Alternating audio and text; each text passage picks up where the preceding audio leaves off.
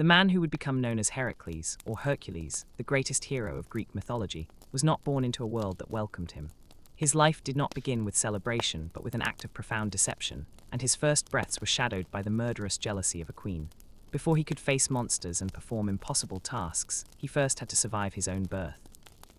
This is the story of how a divine affair and a goddess's rage forged a hero in the crucible of persecution. Our story begins in the mortal realm, within the celebrated lineage of another great hero, Perseus, the slayer of Medusa. After his own legendary adventures, Perseus married Princess Andromeda and went on to found the great city of Mycenae, becoming its first king. They had many children, establishing a powerful and respected royal house. Among their sons were Electrian, Alcaeus, and Esthenelus, figures whose descendants would become central to the story of Heracles. The granddaughter of Perseus was a woman named Alcmene, renowned throughout Greece for her exceptional beauty and unwavering virtue. She was married to her uncle, Amphitryon, a distinguished Theban general and the grandson of Perseus through his son Alcaeus. Theirs was a noble union, but it was Alcmene's fidelity that would, paradoxically, set the stage for divine intervention. High on Mount Olympus, Zeus, the king of the gods, looked down upon the mortal world and became captivated by Alcmene. His history of affairs with mortal women was long and notorious, a constant source of strife with his wife, Hera. Yet his desire for Alcmene was different. He recognized her deep-seated loyalty to her husband and knew that she could not be won over with simple persuasion or force. Her chastity was unshakable. A more elaborate and cunning plan was required. Zeus waited for the perfect moment. Amphitryon was called away to lead a military campaign, leaving Alcmene alone in Thebes. Seizing the opportunity, Zeus used his divine power to meticulously craft a disguise. He transformed himself into the perfect likeness of Amphitryon, appearing not as a god, but as Alcmene's husband returning home triumphant from war. To complete his ruse and give himself sufficient time, Zeus performed a miracle. He commanded Helios, the god of the sun, to halt his chariot and not rise for the duration of 3 full days. He made one single, continuous night stretch for 72 hours. During this extended twilight, Zeus, in the guise of Amphitryon, arrived at the palace. Alcmene, overjoyed at what she believed was her husband's safe and early return, welcomed him without a trace of suspicion. In the darkness of that impossibly long night, a demigod was conceived. Shortly after Zeus departed, the true Amphitryon returned from his campaign. He was met with a perplexing and lukewarm reception from his wife, who believed she had just spent a long and passionate night with him. When she spoke of his return as if it had already happened, Amphitryon was baffled. Seeking clarity, he consulted the blind prophet Tiresias, who revealed the shocking truth. A god had visited his wife. Alcmene had been the victim of divine deception. The consequence of this supernatural event was extraordinary.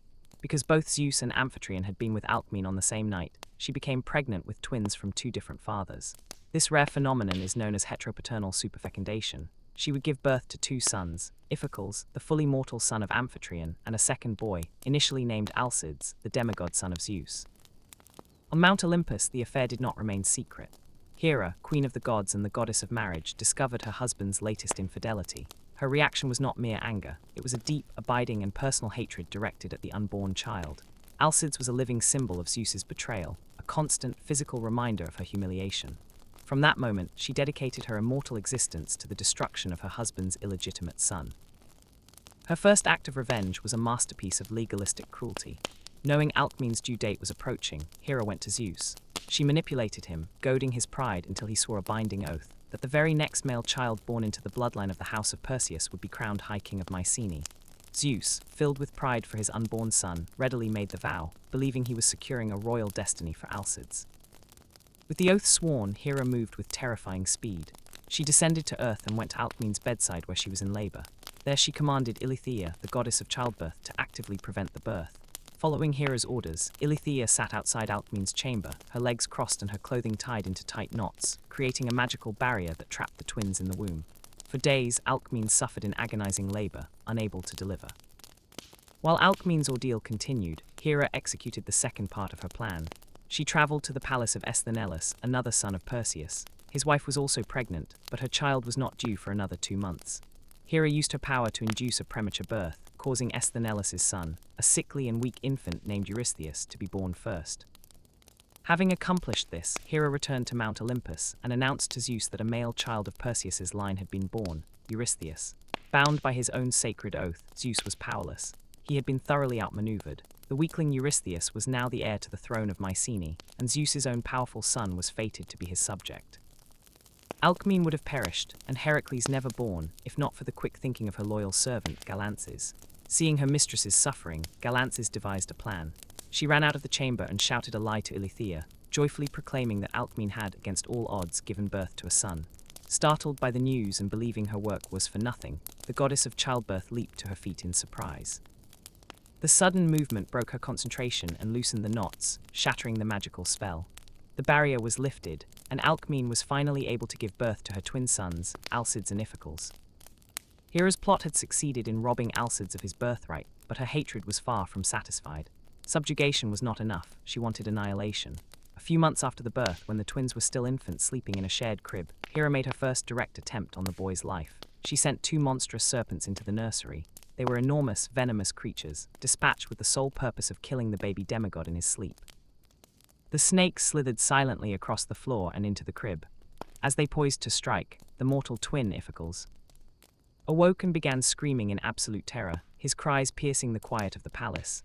But Alcides, the son of Zeus, awoke with a calm and startling focus. He showed no fear. As the serpents lunged, the infant reached out with his tiny hands, one for each monster. With a strength that was utterly unnatural for a child of his age, he seized both serpents firmly by the neck. The powerful creatures writhed and fought, but they were no match for the demigod's divine power. His grip tightened, and he began to squeeze. Amphitryon and Alcmene, alerted by Iphicles' cries, burst into the room fearing the worst. Instead, they were met with an unbelievable sight. Iphicles was hysterical, but Alcides was sitting up, gurgling happily and playfully brandishing the 2 dead serpents, one in each fist, as if they were nothing more than rattles.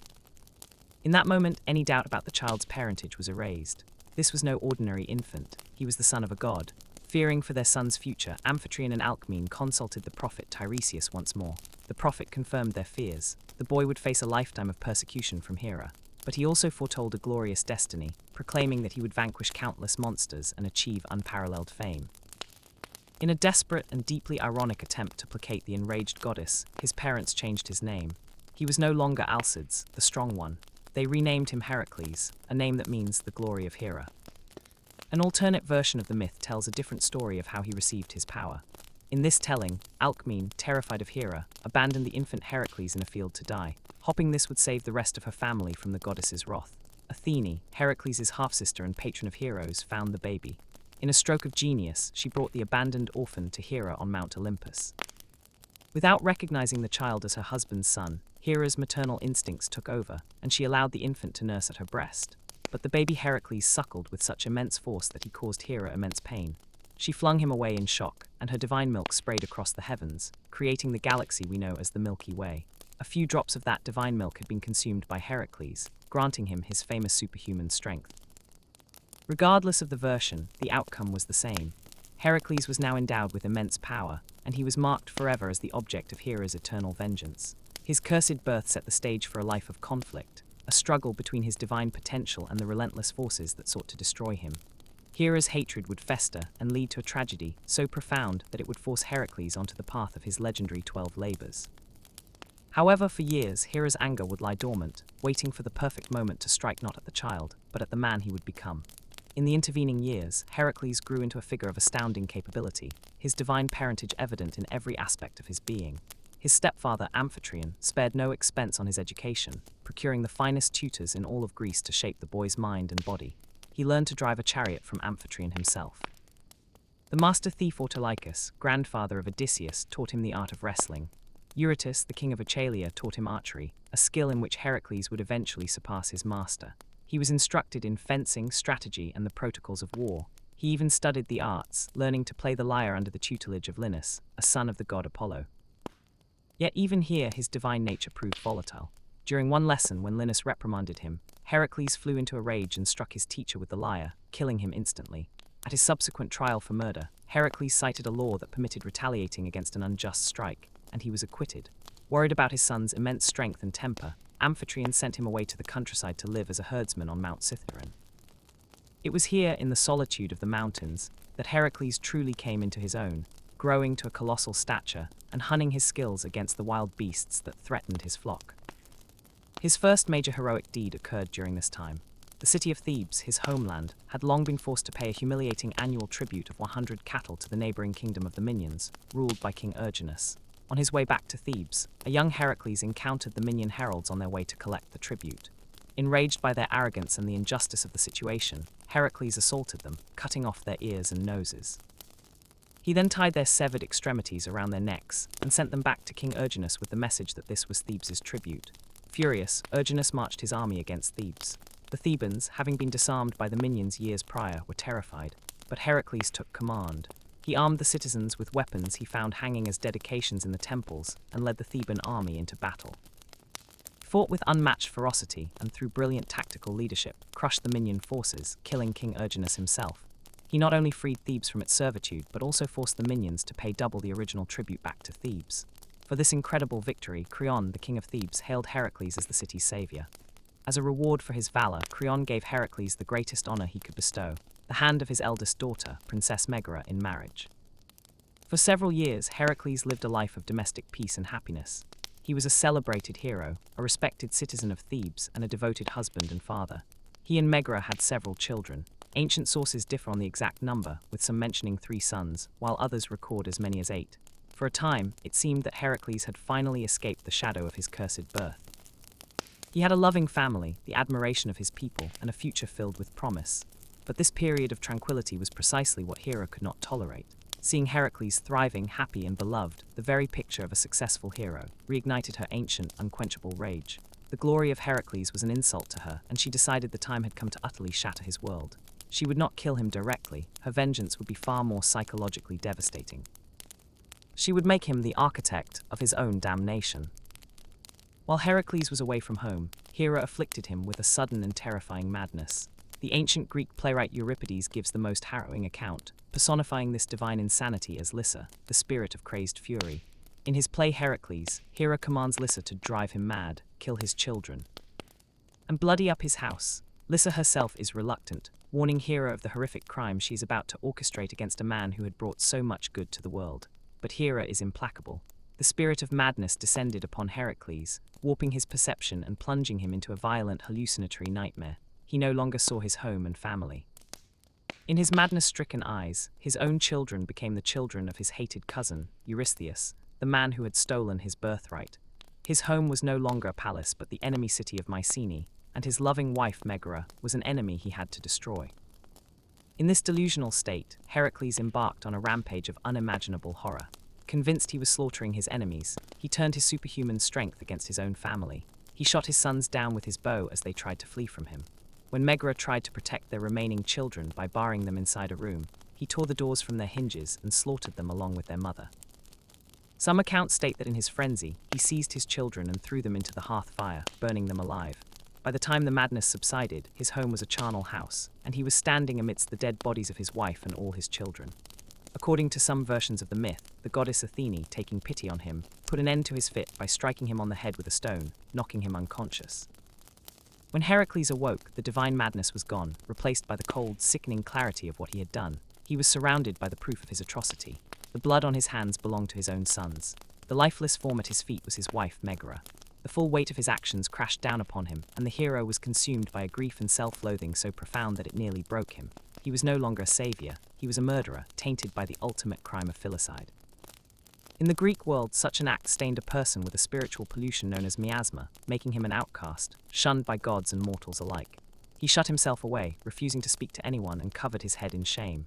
Overcome with despair, he resolved to take his own life, believing death was the only fitting end for a man who had committed such an unholy act. It was at this moment that his friend and cousin, the Athenian hero Theseus, arrived in Thebes. Finding Heracles on the brink of suicide, Theseus refused to shun him. He spoke to Heracles, reminding him that the crime was not truly his own but the work of a cruel goddess. He persuaded Heracles that suicide was a coward's escape, and that a true hero must endure his suffering and find a way to live with it. Convinced by Theseus, Heracles abandoned his thoughts of suicide and instead sought a path to atonement. He knew he needed to be purified of the blood guilt that clung to him. Exiling himself from Thebes, the city he had once saved, he journeyed to the most sacred place in the Hellenic world, the Temple of Apollo at Delphi. There he intended to consult the Pythia, the priestess who served as the mouthpiece for the god Apollo. He entered the sanctuary a broken man and asked the oracle how he could cleanse his soul and atone for the murder of his family. The Pythia's response would seal his fate for the next decade. The priestess, however, was not speaking with Apollo's voice alone. Her divine inspiration was twisted by the will of Hera, who seized this final opportunity to complete her revenge. The oracle declared that to be purified, Heracles must travel to Mycenae and place himself in the service of his cousin, King Eurystheus, the very man he despised. For a period of 12 years, he was to perform any task Eurystheus commanded of him, no matter how difficult or demeaning. The oracle proclaimed that if he could complete these tasks, these athloi, or labors, he would not only wash away the stain of his crime, but would also achieve his ultimate destiny. He would be granted immortality and ascend to live among the gods on Mount Olympus. The sentence was a masterstroke of cruelty, a humiliation almost worse than death. Heracles, the strongest man in the world, the savior of Thebes, was now bound in servitude to a weak, cowardly king who owed his throne to Hera's trickery. He would be forced to debase himself at the command of a man he considered his inferior in every way.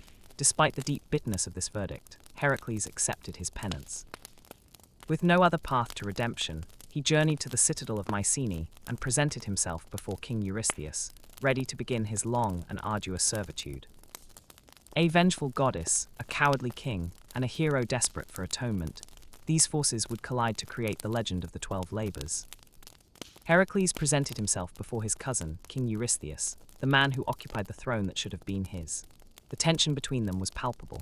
Heracles was a towering figure of immense power and divine blood, his presence a constant reminder of Zeus's favor.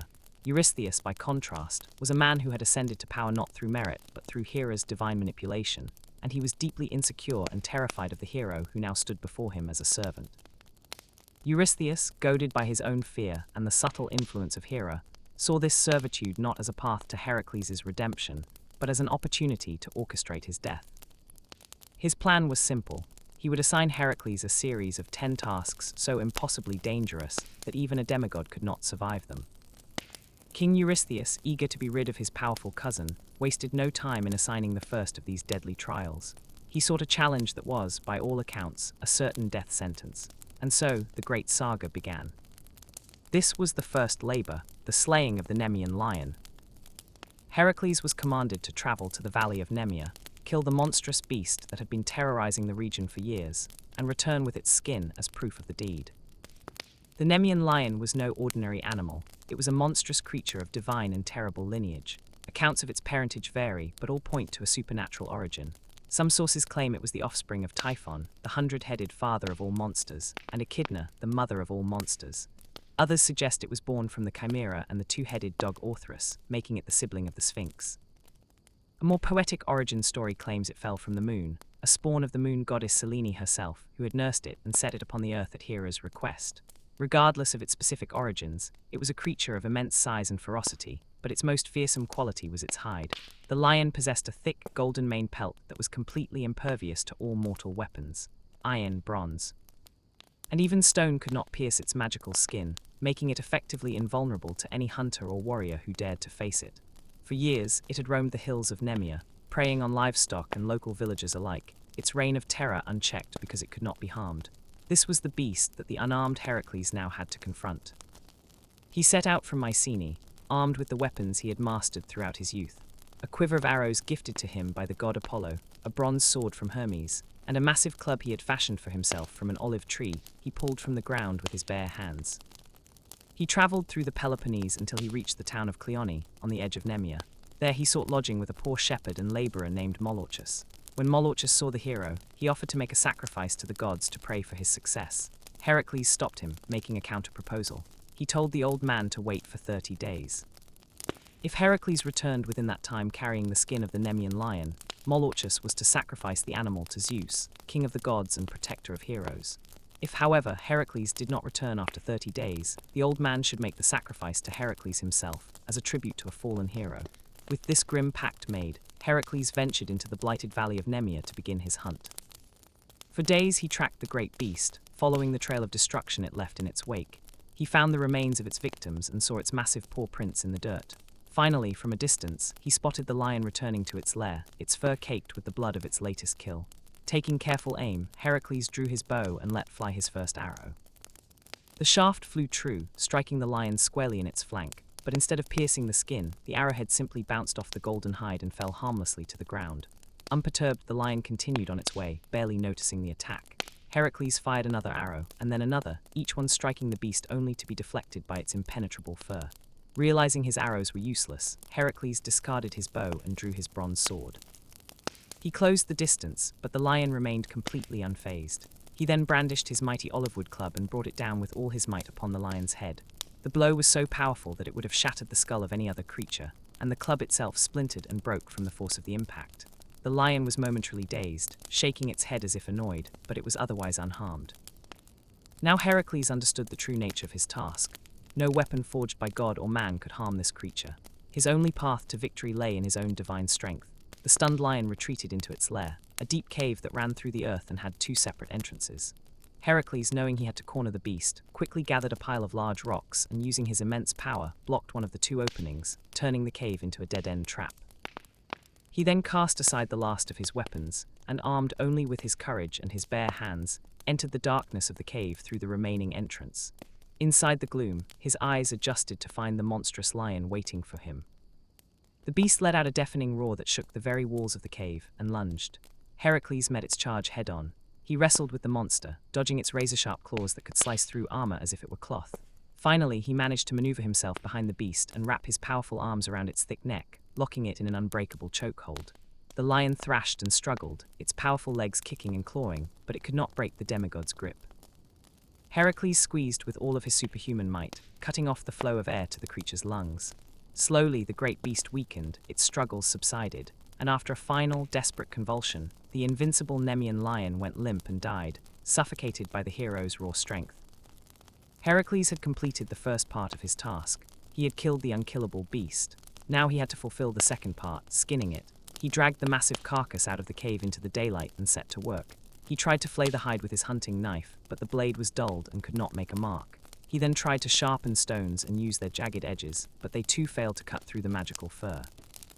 Frustrated and perplexed, he sat for some time, wondering how to complete his labor. It was then, according to some accounts, that the goddess Athene appeared to him in the guise of an old woman. Seeing his plight, she gave him a crucial piece of advice. The only thing that could cut the lion's invulnerable hide was one of the lion's own claws.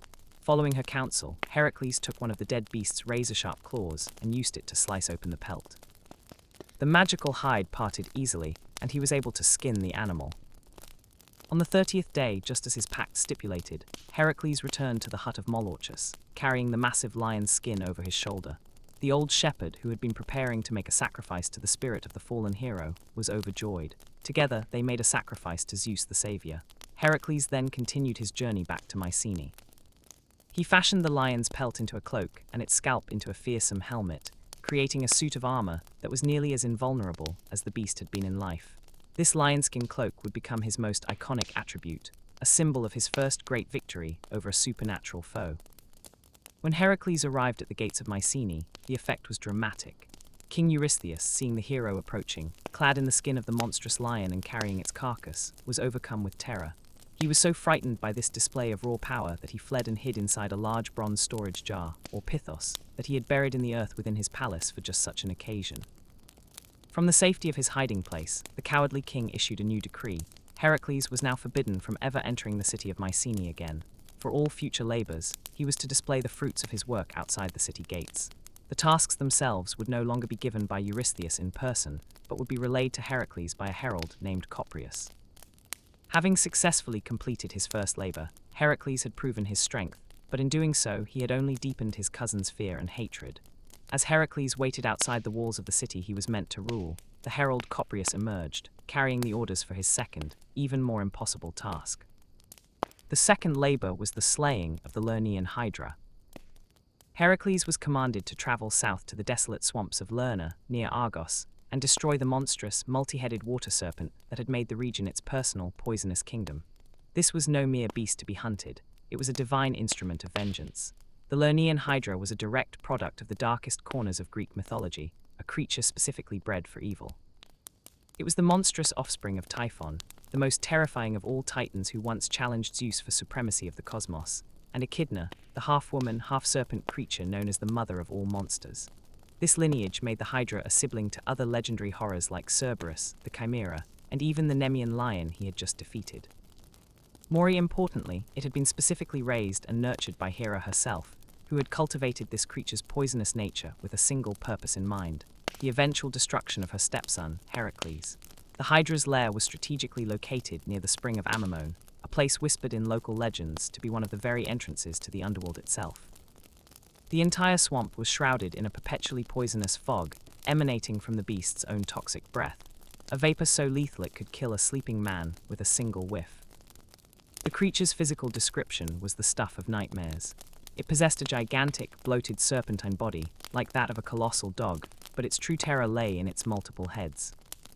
The most common accounts, such as that of the mythographer Apollodorus, state that it possessed 9 heads, though other ancient writers like Diodorus Siculus claimed it had 100.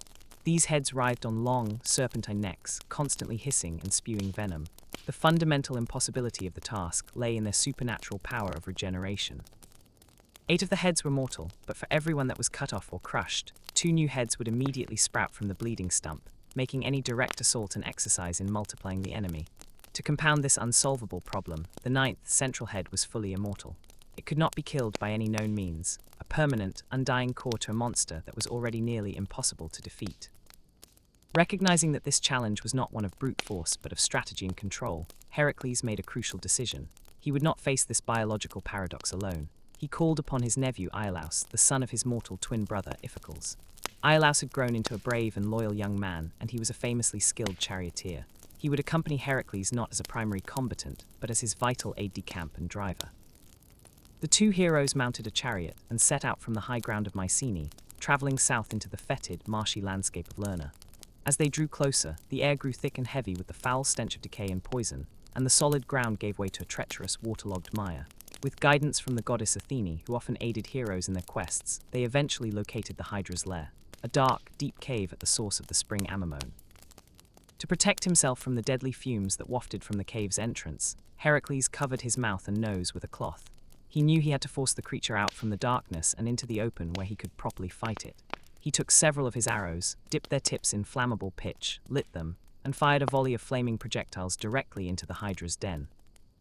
Provoked by the fire, smoke, and intrusion, the monster emerged with a furious, cacophonous hissing that sounded like a storm of serpents. It was an appalling sight, its 9 heads whipping through the air on their long necks, its eyes glowing with malevolence, and its very breath shimmering like a heat haze of pure poison. It slithered towards Heracles, its massive body coiling and uncoiling as it moved across the swampy ground. Clad in his invulnerable lionskin cloak, Heracles met the creature head-on. He brandished his mighty club and began a furious assault, swinging with enough force to shatter stone. He brought the club down on one of the Hydra's heads, smashing it into a pulp, but his moment of triumph was short-lived. From the bloody stump, 2 new heads, fully formed and seething with rage, instantly sprouted. He struck again, crushing another head, only to see 2 more emerge. The monster was overwhelming him. His own superhuman strength was being used against him, making his enemy stronger and more numerous with every successful blow. Seeing Heracles locked in this desperate, losing battle, Hera decided to intervene personally to ensure his failure. She dispatched another of her monstrous pets to join the fray. From the murky depths of the swamp, a giant crab named Carcinus scuttled forth. With a clear directive from the goddess, it latched onto Heracles' exposed foot with its powerful pincer, digging in sharply and trying to distract and cripple him, while he was fully engaged with the Hydra's 9, now 10, now 12 writhing heads. Enraged by the stinging pain in his foot and the sheer audacity of this secondary attack, Heracles let out a roar of absolute fury.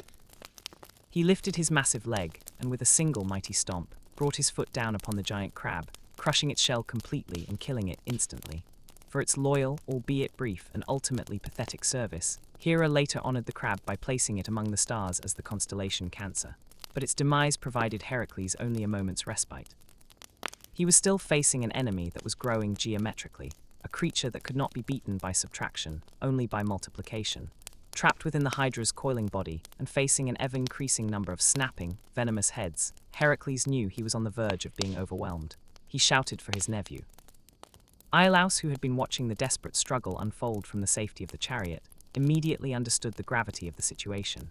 It was here that a stroke of brilliance, often attributed to the divine inspiration of Athene, turned the tide of the battle. They realized that the regeneration, while magical, was still a biological process. The key was not to sever the heads, but to stop the wounds from healing and growing. While Heracles continued to valiantly hold the monster at bay, Iolaus acted on their newfound strategy.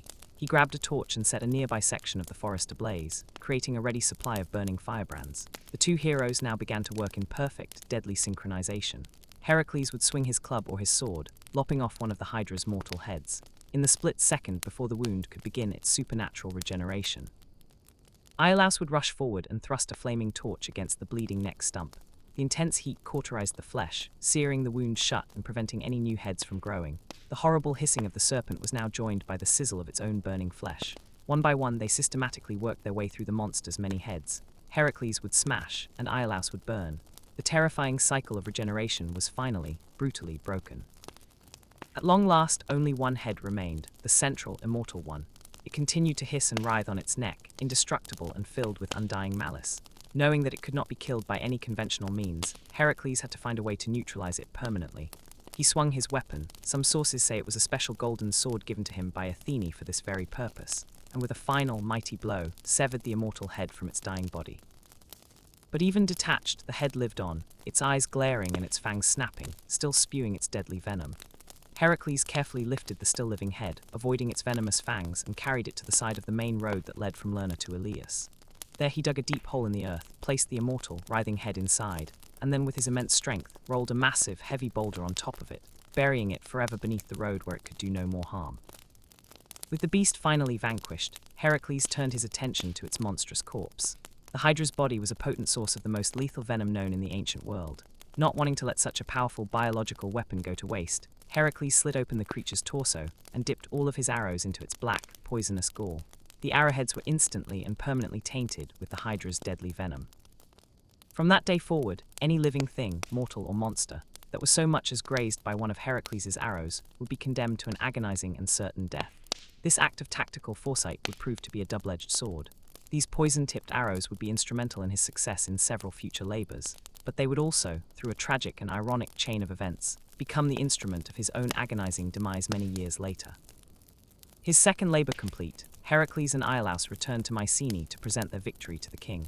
When Eurystheus learned that the dreaded Hydra of Lerna was no more, his relief was quickly overshadowed by his desire to diminish the hero's monumental accomplishment. With a sneer of contempt, the king, speaking through his herald, declared that this second labor would not be counted toward the required 10. The official reason he gave was that Heracles had not completed the task alone. He had received the help of his nephew Iolaus. By the king's petty and twisted rules, the labor was therefore null and void. Heracles' penance had now been extended. He had defeated a monster specifically bred by a goddess to kill him, but he was still bound to the whims of a cowardly king. With the fresh injustice of the ruling stinging him, Heracles stood outside the city gates, awaiting the command for his third labor. Inside the citadel, King Eurystheus was learning a difficult lesson. His first 2 attempts to eliminate his hated cousin had failed spectacularly, and in a way that only amplified the king's own cowardice and Heracles' terrifying power. Eurystheus and his divine patroness Hera realized that a new strategy was required. Simple brute force and monstrous horror were not enough to stop the son of Zeus. The next task would have to be a different kind of trap, one that could not be solved with a club or a sword. It needed to be a challenge that would pit Heracles not against a monster, but against a god. The herald Coprius emerged from the gates, his face a mask of official indifference, and delivered the king's new command. The third labor was the capture of the Cyrenian hind. Heracles was ordered to travel to the wilds of Cyrenia in Arcadia, find the elusive golden-horned deer that roamed those hills, and bring it back to Mycenae alive and unharmed. On its surface, the task seemed almost trivial compared to his previous battles. He was not being asked to kill a monster, but merely to capture deer. The true genius of Eurystheus' plan, however, lay not in the creature itself, but in its sacred status. This was no ordinary animal. The Cyrenian hind was the personal, consecrated property of Artemis, the formidable Olympian goddess of the hunt, the wilderness, and the moon. To even touch it, let alone capture it, was an act of profound sacrilege, a direct insult to a deity known for her swift and merciless retribution. Eurystheus had devised a perfect lose-lose scenario. If Heracles failed to capture the hind, he would have failed his labor. If he succeeded, he would almost certainly incur the deadly wrath of Artemis, who would punish him for his impiety far more effectively than any monster could. It was a trap for Heracles' soul as much as his body. The Cyrenian hind was a creature of unique and otherworldly beauty, a living work of divine art. Though a female deer, a hind, she possessed a magnificent rack of golden antlers like a stag. Her hooves were made of shimmering bronze or brass, and her hide was dappled with light. She was larger and more robust than a bull, yet moved with an impossible grace and speed, famously capable of outrunning an arrow in full flight. Its origin story underscored its sacredness. According to the poet Pindar, the hind was one of 5 such creatures first spotted by the goddess Artemis on the slopes of Mount Parasia in Arcadia. They were magnificent beasts, larger than any mortal deer. She chased them down on foot and captured 4 of them, harnessing them to her divine chariot. The 5th escaped and fled to the Cyrenian hill, where it became a protected ward of the goddess by divine decree. A different and more poignant version of the myth connects the hind to the Pleiad nymph Taygete. Taygete was one of Artemis's beloved companions, a beautiful nymph who, like the goddess, had sworn a vow of chastity. When she caught the lustful eye of Zeus, she prayed to Artemis for protection.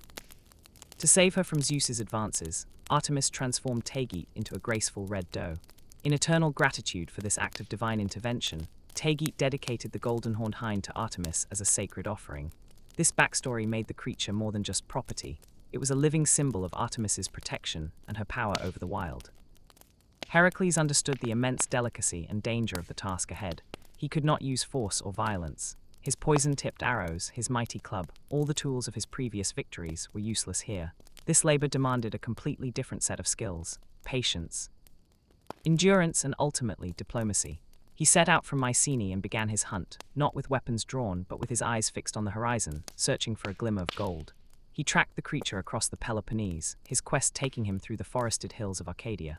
At first, he would only catch fleeting glimpses of it, a flash of its golden horns in the distant sunlight, the glint of its bronze hooves as it leaped effortlessly over a ravine. Every time he drew near, the hind would sense his presence and bolt, its supernatural speed leaving him far behind. The chase was on. This was not a hunt of days or weeks. It was an epic, relentless pursuit that would last for an entire year.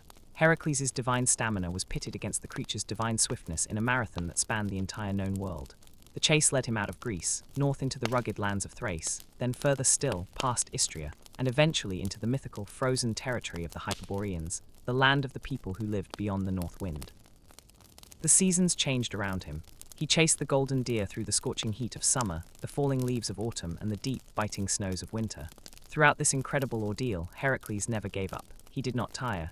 His focus remained singular, to capture the hind without harming it. This year-long pursuit was more than just a physical test. It was a meditative act. It forced the hero, a man of action and explosive power, to learn the value of unrelenting patience and persistence. He was no longer just a warrior. He was becoming a true hunter, learning the rhythms of his quarry and the land itself. After a full year of tireless pursuit, the hind, perhaps sensing the futility of trying to outrun a demigod, finally began its journey back south, returning to the lands of Greece. The chase led it back towards its home in Arcadia, but the year-long marathon had taken its toll, even on a divine creature. Its incredible speed had begun to wane. Heracles, his own stamina never failing, felt the distance between them closing. The final confrontation took place on the slopes of a mountain named Artemisium, a place sacred to the goddess, near the banks of the winding Ladon River. The exhausted hind, seeking to put one last obstacle between itself and its pursuer, leaped into the river to swim across. As it waded through the water, its pace slowed considerably. This was the moment Heracles had waited an entire year for. He knew he had to immobilize it without causing a serious wound. Drawing his bow, he took careful aim. It was a shot that required more skill and precision than any he had ever attempted against a monster. He let the arrow fly. It struck the hind perfectly, piercing the space between the bone and the tendon of 2 of its legs. Some versions say one front and one back leg, pinning them together. The wound was so precise that it drew no blood, yet it was enough to bring the creature down, trapping it without permanent injury. In another version of the myth, he waited until the creature was simply too exhausted to run any further, and captured it in a net, or simply tackled it as it slept. Heracles gently lifted the immobilized, beautiful creature onto his powerful shoulders, and began the long journey back to Mycenae. He had succeeded. He had captured the uncatchable without spilling its sacred blood. However, his ordeal was not yet over. As he was walking through Arcadia, he was suddenly confronted by 2 brilliant, intimidating figures blocking his path. It was Artemis, the owner of the hind, and her twin brother, Apollo, the god of prophecy and archery. Artemis's face was a mask of cold fury. She was livid that a mortal had dared to lay hands on her sacred animal. Apollo was equally angry, and he moved to confiscate the hind from Heracles immediately. A battle against 2 powerful Olympians was a fight that even Heracles could not hope to win. Instead of reaching for a weapon, he relied on the humility he had learned during his penance. He gently lowered the hind to the ground and bowed before the gods. He explained the entire situation to them, his voice filled with respect and desperation. He told them of the murders he had committed in his madness, the crushing weight of his guilt, and the penance laid upon him by the oracle at Delphi. He explained that he was not acting out of arrogance or sport, but as a servant bound to the commands of King Eurystheus. He laid the blame squarely on the king, emphasizing that this was not his will, but a task he was forced to complete to cleanse his soul. He finished by promising that once he had shown the hind to Eurystheus and fulfilled the labor, he would immediately set it free. Artemis, the fierce virgin goddess, listened to his plea. She saw the truth and sincerity in his words. She understood that he was a pawn in a larger game being played by Hera and a cowardly king. Her anger subsided, replaced by a grudging respect and perhaps even pity. She accepted his apology, healed the hind's minor wound, and gave him her permission to take it to Mycenae, but only on the strict condition that it be returned to her afterward. Heracles arrived at the court of Eurystheus, carrying the living, breathing, golden-horned deer. The king was stunned and infuriated. His perfect trap had failed. Heracles had not only succeeded in an impossible task, but had also managed to placate the very goddess whose wrath was meant to destroy him. Eurystheus announced his intention to add the magnificent creature to his own private menagerie, a collection of exotic animals he kept for his amusement. Heracles, remembering his promise to Artemis, knew he could not allow this. He devised a clever plan. He told the king that the hind was too sacred for anyone but Eurystheus himself to touch. He feigned reluctance, saying, "You must come and take it from me yourself, for it is a holy creature." The vain and foolish king, eager to claim ownership of such a prize, walked forward to take possession of the animal. As Eurystheus reached out his hands, Heracles, with a carefully timed movement, accidentally let the hind go. In a flash of gold and bronze, the creature bolted. Its full speed had returned, and it vanished back into the forests of Arcadia before the slow-witted king could even react. Heracles then turned to his furious cousin, and with a touch of insolence, remarked that the king had simply not been quick enough to secure it. His third labor was complete. He had proven that his abilities extended beyond brute strength to include patience, precision, and cunning, but his reward was only the anger of his master.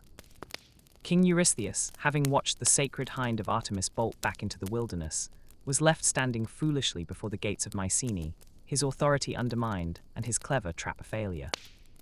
His attempts to use subtlety and divine politics against Heracles had backfired completely. Humiliated and seething with a mixture of rage and terror, the king resolved to abandon such intricate schemes. There would be no more tests of finesse or diplomacy. The next task would be a return to raw, brutal, and destructive force. He would send Heracles to face a creature of pure, mindless aggression, a beast that embodied the untamed, destructive power of nature itself. The fourth labor was the capture of the Erymantian boar. Heracles was ordered to journey back into the wild heart of Arcadia, to the slopes of Mount Erymanthos, find the monstrous boar that was terrorizing the region, and subdue it. Critically, as with the hind, he was commanded to bring it back to Mycenae alive. The Erymanthian boar was an enormous, savage beast, far larger and more ferocious than any normal wild pig. It was described as having a massive frame, wicked, sharp tusks capable of disemboweling a man with a single swipe, and eyes that burned with feral rage. The creature would descend from its mountain lair to rampage through the farmlands of the region of Sophis, destroying crops, uprooting trees, and killing livestock and any unfortunate humans who crossed its path. In Greek culture, the wild boar was a potent symbol of the destructive, untamed wilderness, a force that constantly threatened the fragile order of agrarian society. This was not a supernatural creature with magical defenses like the lion or the hydra. It was a pure, concentrated embodiment of primal violence. The challenge was twofold. First, to survive an encounter with such a beast, and second, to capture it without killing it, a task that required overpowering a raging monster while showing just enough restraint to keep it alive. Heracles, clad in his lion-skin armor and armed with his hydra-poisoned arrows, set out for Arcadia once more. As he journeyed toward Mount Erymanthos, he decided to seek counsel. This journey would lead him to one of the most tragic and fateful side quests, or piroga, of his entire 12 labors. He made his way to a cave inhabited by a friend, a wise and gentle centaur named Pholus. Unlike the majority of his kind, who were wild, brutish, and prone to drunken violence, Pholus was a civilized and hospitable being, much like the great teacher Chiron. Pholus welcomed the hero into his cave with warmth, roasting meat for him over a fire while he himself ate his food raw, as was the centaur custom. As they ate, Heracles asked for a drink. Pholus had a single jar, a pithos, of wine in his cave, but he was hesitant to open it. He explained to Heracles that this was no ordinary wine. It was a sacred vintage, a gift from the wine god Dionysus himself to the entire race of centaurs, with the strict instruction that it was never to be opened until a specific, fated day in the distant future. It was their communal property, and to open it for one guest would be a grave violation of their customs and an insult to the god who gave it. Heracles, however, was thirsty and persuasive. He urged his friend to open it, reassuring him that he would handle any trouble that might arise. Reluctantly, swayed by the customs of hospitality and the commanding presence of his guest, Pholus unsealed the jar. The moment the lid was removed, the cave was filled with the intoxicatingly potent and fragrant aroma of the divine wine. The scent was so powerful that it drifted out of the cave and across the mountainside, reaching the keen senses of the other centaurs in the region. They were immediately enraged. This was their sacred wine, and its fragrance meant that someone had dared to open it without their consent. Armed with uprooted fir trees and large rocks, they descended upon Pholus's cave in a furious, drunken mob. The first two who burst into the cave, Anchios and Agrius, were met by Heracles. The hero, who had been expecting trouble, grabbed burning logs from the fire and hurled them at the attackers, driving them back from the entrance. He then unleashed his deadly arrows. He pursued the retreating centaurs, firing his hydropoison shafts into the horde. The venom was agonizingly effective. Even a small scratch from an arrow tip was a death sentence. The centaurs, screaming in pain and terror, fled in disarray. Heracles chased them all the way to Malia, where they sought refuge with the one being they thought could protect them, the great centaur Chiron. Chiron was a figure of immense renown. Unlike the other centaurs who were descended from the brutish Ixion, Chiron was the son of the Titan Cronus and was therefore immortal. He was a master of medicine, music, and prophecy, a being of profound wisdom and kindness who had served as the tutor for many of Greece's greatest heroes, including Jason and Achilles.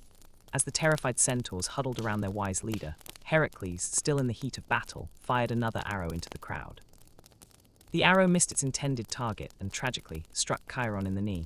Heracles was immediately horrified. He rushed to his old friend's side, pulled the arrow out, and tried to apply salves and medicines that Chiron himself had taught him how to use, but it was no use. The venom of the Lernaean Hydra was incurable, its poison so potent that it could torment even an immortal. Chiron was doomed to suffer an eternity of agonizing, unending pain, a fate from which his immortality offered no escape. In some versions of the myth, his suffering was so great that he willingly chose to give up his immortality to free the Titan Prometheus from his eternal punishment. Zeus, pitying the great centaur's plight, allowed this exchange. Chiron died, and his spirit was placed among the stars as the constellation Centaurus. This tragic event, a direct consequence of Heracles' labor, was a dark stain on the hero's soul. The tragedy was not yet over. After the battle, Heracles returned to Pholus's cave, filled with grief over what had happened to Chiron. He found his host dead on the ground. While Heracles had been away, the curious Pholus had pulled one of the poison-tipped arrows from the body of a dead centaur, marveling that such a small object could bring down such a large creature. As he was examining it, the arrow slipped from his hand and fell, point down, onto his foot. The tiny scratch was enough. The Hydra's venom killed him almost instantly. In the span of a single afternoon, Heracles had inadvertently caused the death of two of the wisest and kindest centaurs in existence. He buried Pholus with full honors at the foot of the mountain, and his heart heavy with sorrow, turned his attention back to the task at hand. Before his death, Chiron, or in some versions, Pholus, had given Heracles the advice he needed. The boar was a creature of immense strength, but it had poor endurance in the cold. To capture it, he should not fight it head-on, but use the environment against it. Following the centaur's counsel, Heracles made his way up the snow-covered slopes of Mount Erymanthos.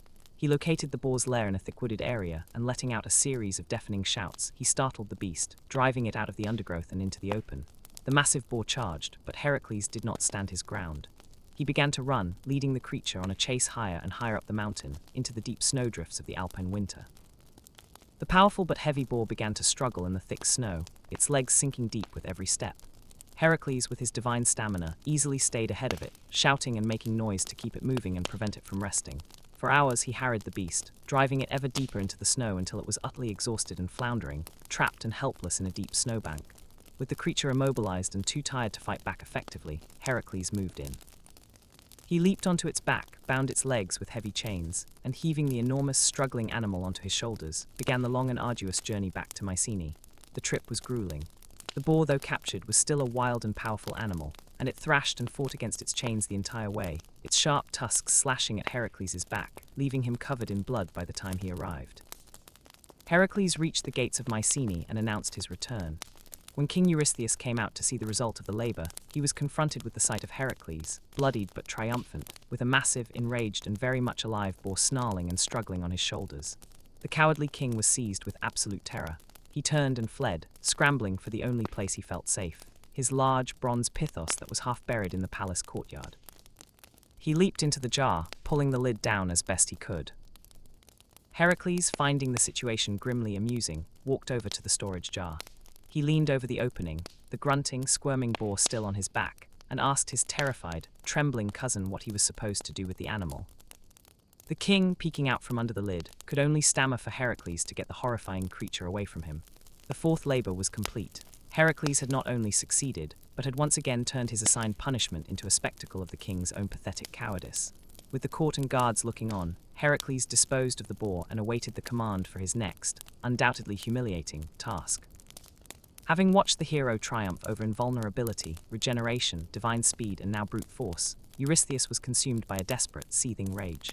His fear had curdled into a venomous need to humiliate the demigod who so effortlessly outshone him. Direct confrontation had failed, monsters had failed, even a divine political trap had failed. So for the next labor, Eurystheus, guided by the whispering malice of Hera, would not devise a task of glory or danger. He would assign a task of filth. He sought to bury Heracles' heroic reputation under a mountain of excrement, to give him a job so foul, so demeaning, and so beneath the dignity of a hero that even if he succeeded, his name would be forever associated with the stench of the common and the unclean. The herald Coprius, his face betraying no emotion, delivered the king's new proclamation. The fifth labor was the cleansing of the Augean stables. Heracles was commanded to travel to the kingdom of Elis in the western Peloponnese, and in the space of a single day, clean the entirety of the stables belonging to its monarch, King Augeas. This was not a task of slaying or capturing, but of sanitation. It was a job for the lowest of servants, a punishment designed to break the spirit through degradation rather than danger. The sheer scale of the task, however, made it just as impossible as any monster he had faced. The Augean stables were infamous throughout Greece. King Augeas, a son of the sun god Helios, was one of the wealthiest men in the world, and his riches were measured in livestock. He possessed the largest herd of cattle in all of Greece, numbering over 3,000 head. These were no ordinary animals. They were a divine herd, a gift from his father, and as such, they were blessed with supernatural health and vitality, making them immune to disease and immortal. But this divine blessing had a monumental drawback. The immortal cattle produced a correspondingly immortal amount of waste. For more than 30 years, King Augeas had never once cleaned their sprawling enclosure. Over the decades, the dung had accumulated into literal mountains of filth, a colossal landscape of reeking excrement so vast it had poisoned the surrounding land and created a stench that permeated the entire Peloponnese. The challenge was to remove this 30-year accumulation of waste from an enclosure larger than a town, and to do it between a single sunrise and sunset. Heracles journeyed to Elis and presented himself before King Augeas. He did not, however, immediately reveal that he was there under the orders of Eurystheus. Instead, displaying a cunning business acumen, he surveyed the seemingly impossible task and made the king a proposition. He wagered that he could clean the entire stable complex in one day. If he succeeded, he demanded a payment of 1/10 of Augeas's magnificent herd.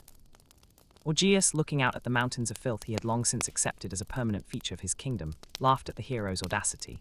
Convinced that the task was utterly impossible, and seeing a chance to get a hero's labor for free, the greedy king readily agreed to the terms.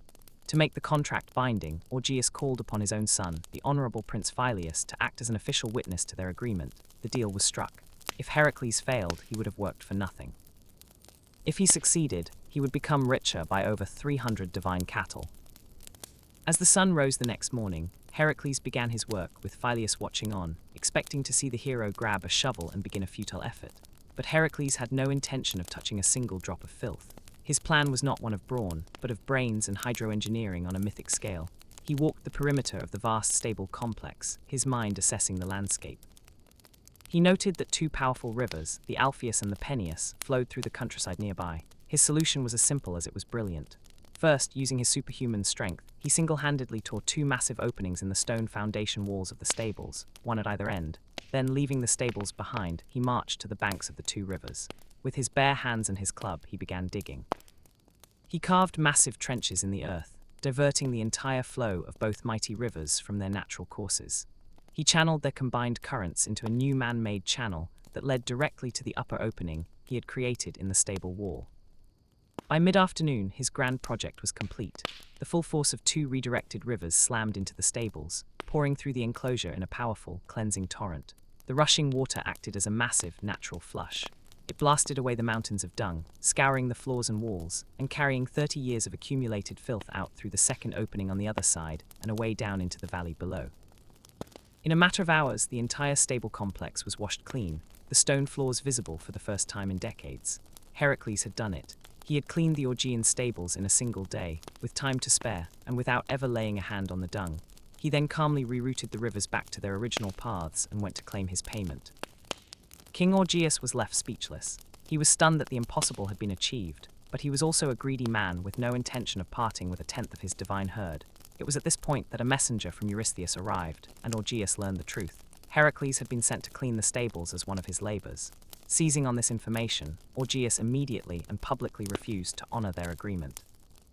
He argued that since Heracles was already under orders from his master, King Eurystheus, to perform the task, their contract was fraudulent and void. He claimed Heracles had tricked him.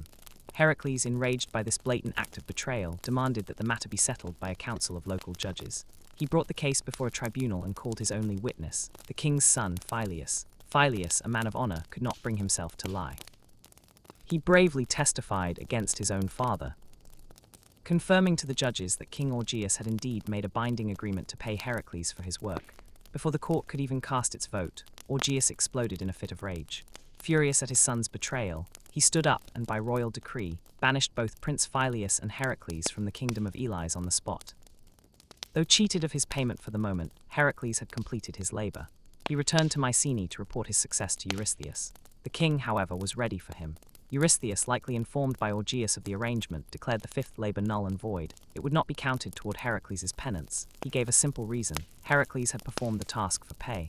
The labors were meant to be acts of pure servitude and atonement, not commercial enterprises. By attempting to profit from his work, Heracles had violated the spirit of his punishment. This was now the second labor that Eurystheus had disqualified, the first being the slaying of the Hydra, because he had received help from Iolaus. The original 10 labors were now definitively extended to 12. Heracles' cunning had allowed him to complete the task with his dignity intact, but it had also given his cowardly master the legal loophole he needed to prolong his servitude. This was not, however, the end of the story with Augeas. Years later, after completing all 12 of his labors, Heracles would remember the king's betrayal. He would return to Elys, not as a servant, but as a general at the head of a formidable Arcadian army. He marched on the kingdom, and in the ensuing war, he killed King Augeas and conquered the city.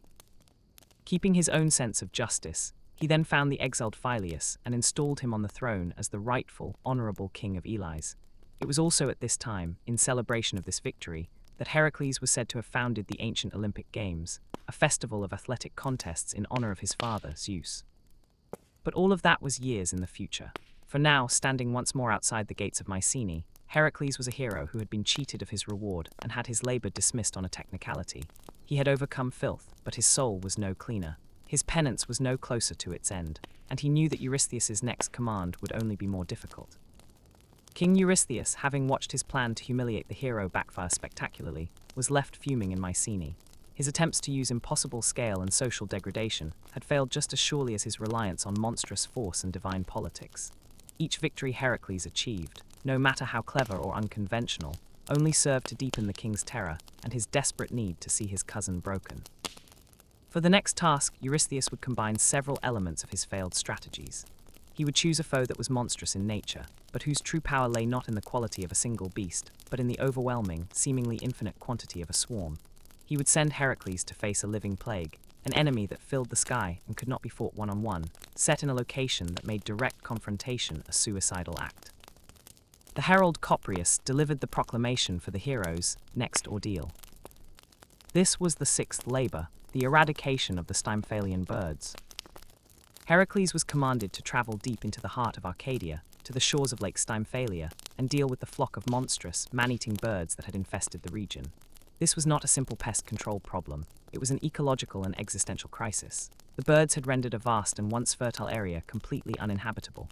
These were no ordinary birds. Descriptions from ancient sources paint a picture of terrifying avian monstrosities.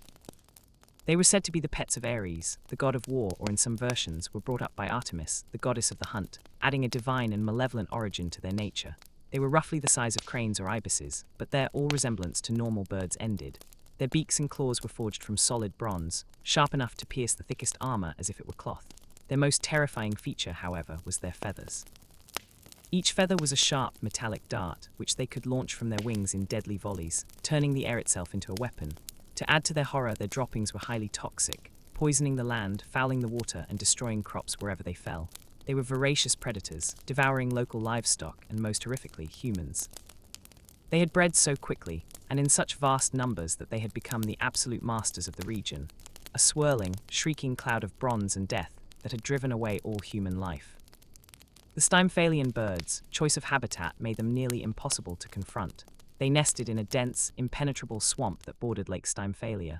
The marshy ground was a treacherous quagmire, too soft and muddy to support the weight of a man, but too thick with reeds and vegetation for a boat to pass through. This inaccessible fortress protected the birds from any land-based assault. They could rest and breed in total safety, launching their devastating raids on the surrounding countryside before retreating back into the swamp where no one could follow. The challenge for Heracles was immense. How could he fight an enemy he could not reach? And even if he could get to them, how could one man stand against a swarm that numbered in the thousands, each member a deadly, armor-piercing predator? His usual methods of overwhelming strength seemed useless against an enemy that could attack from the air and retreat into an impassable stronghold. Heracles journeyed to the cursed lake and stood at its edge, assessing the situation. He could hear the cacophony of the birds within the reeds, a chilling sound of metallic rustling and sharp alien cries. He understood immediately that wading into the swamp was impossible. He would sink and become trapped, easy prey for the monsters above. He was at a loss. It was at this moment of doubt that his divine half-sister and patron, the goddess Athene, appeared to him. She recognized that this was a problem that could not be solved with muscle alone. It required a divine tool and a clever strategy. Athene presented Heracles with a remarkable gift, a pair of crotala, or bronze castanets. These were no ordinary musical instruments. They had been specially forged for this very purpose by Hephaestus, the master craftsman and god of the forge. The crotala were imbued with a divine power. When clashed together, they produced a sound so deafening, so jarring, and so utterly unbearable that it could shake mountains and drive any living creature into a panic. Athene instructed Heracles on how to use them. He was to climb a nearby peak that overlooked the lake and use the noise to flush the birds from their sanctuary. Following the goddess's instructions, Heracles made his way up the slopes of Mount Cyllene, which offered a commanding view of the Stymphalian marsh. He took the heavy bronze crotala in his hands and began to clash them together. The effect was immediate and cataclysmic. A tremendous, earth-shattering din erupted from the mountaintop, a sound somewhere between a thunderclap and the screech of grinding metal, amplified 1,000 times over. The noise echoed across the valley, ripping through the stillness of the swamp. The Stymphalian birds, startled and terrified by the unbearable cacophony, could not endure it. In a state of pure panic, they burst from the safety of the reeds, abandoning their nests and taking to the sky in a massive, swirling, chaotic flock. The sky turned dark with the sheer number of them, a storm cloud of bronze beaks and metallic feathers. They were finally exposed. This was the moment Heracles had been waiting for. He cast the crotala aside, drew his powerful bow, and began his counterattack. But his arrows were not ordinary shafts. These were the same arrows he had dipped in the lethal venom of the Lernaean hydra after his second labor. As the panicked birds swirled in the sky, their formations broken, Heracles began to pick them off one by one. Each arrow he fired was a guaranteed kill. The poison of the hydra was so potent that even the slightest scratch was fatal.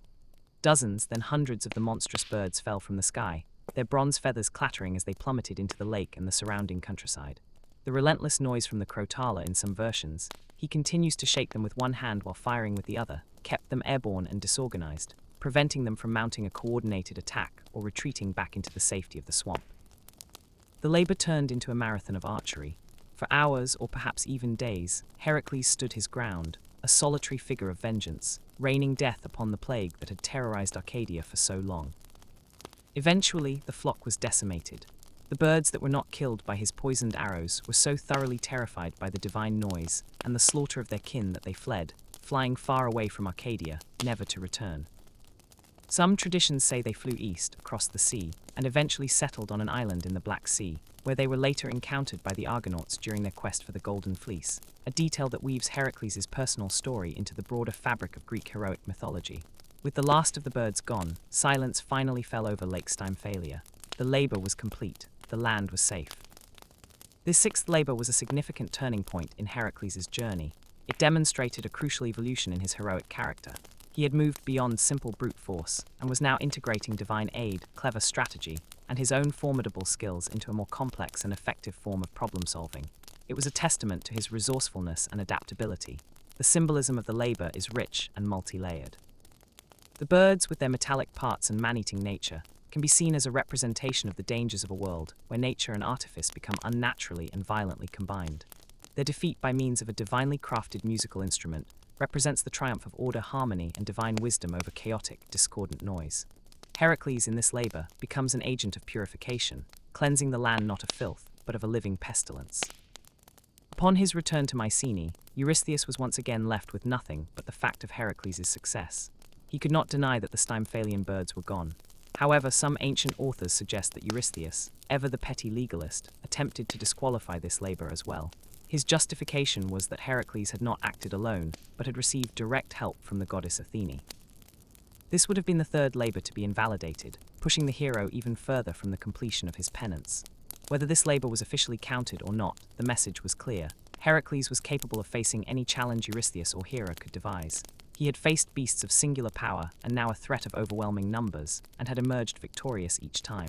But the labors were only halfway done.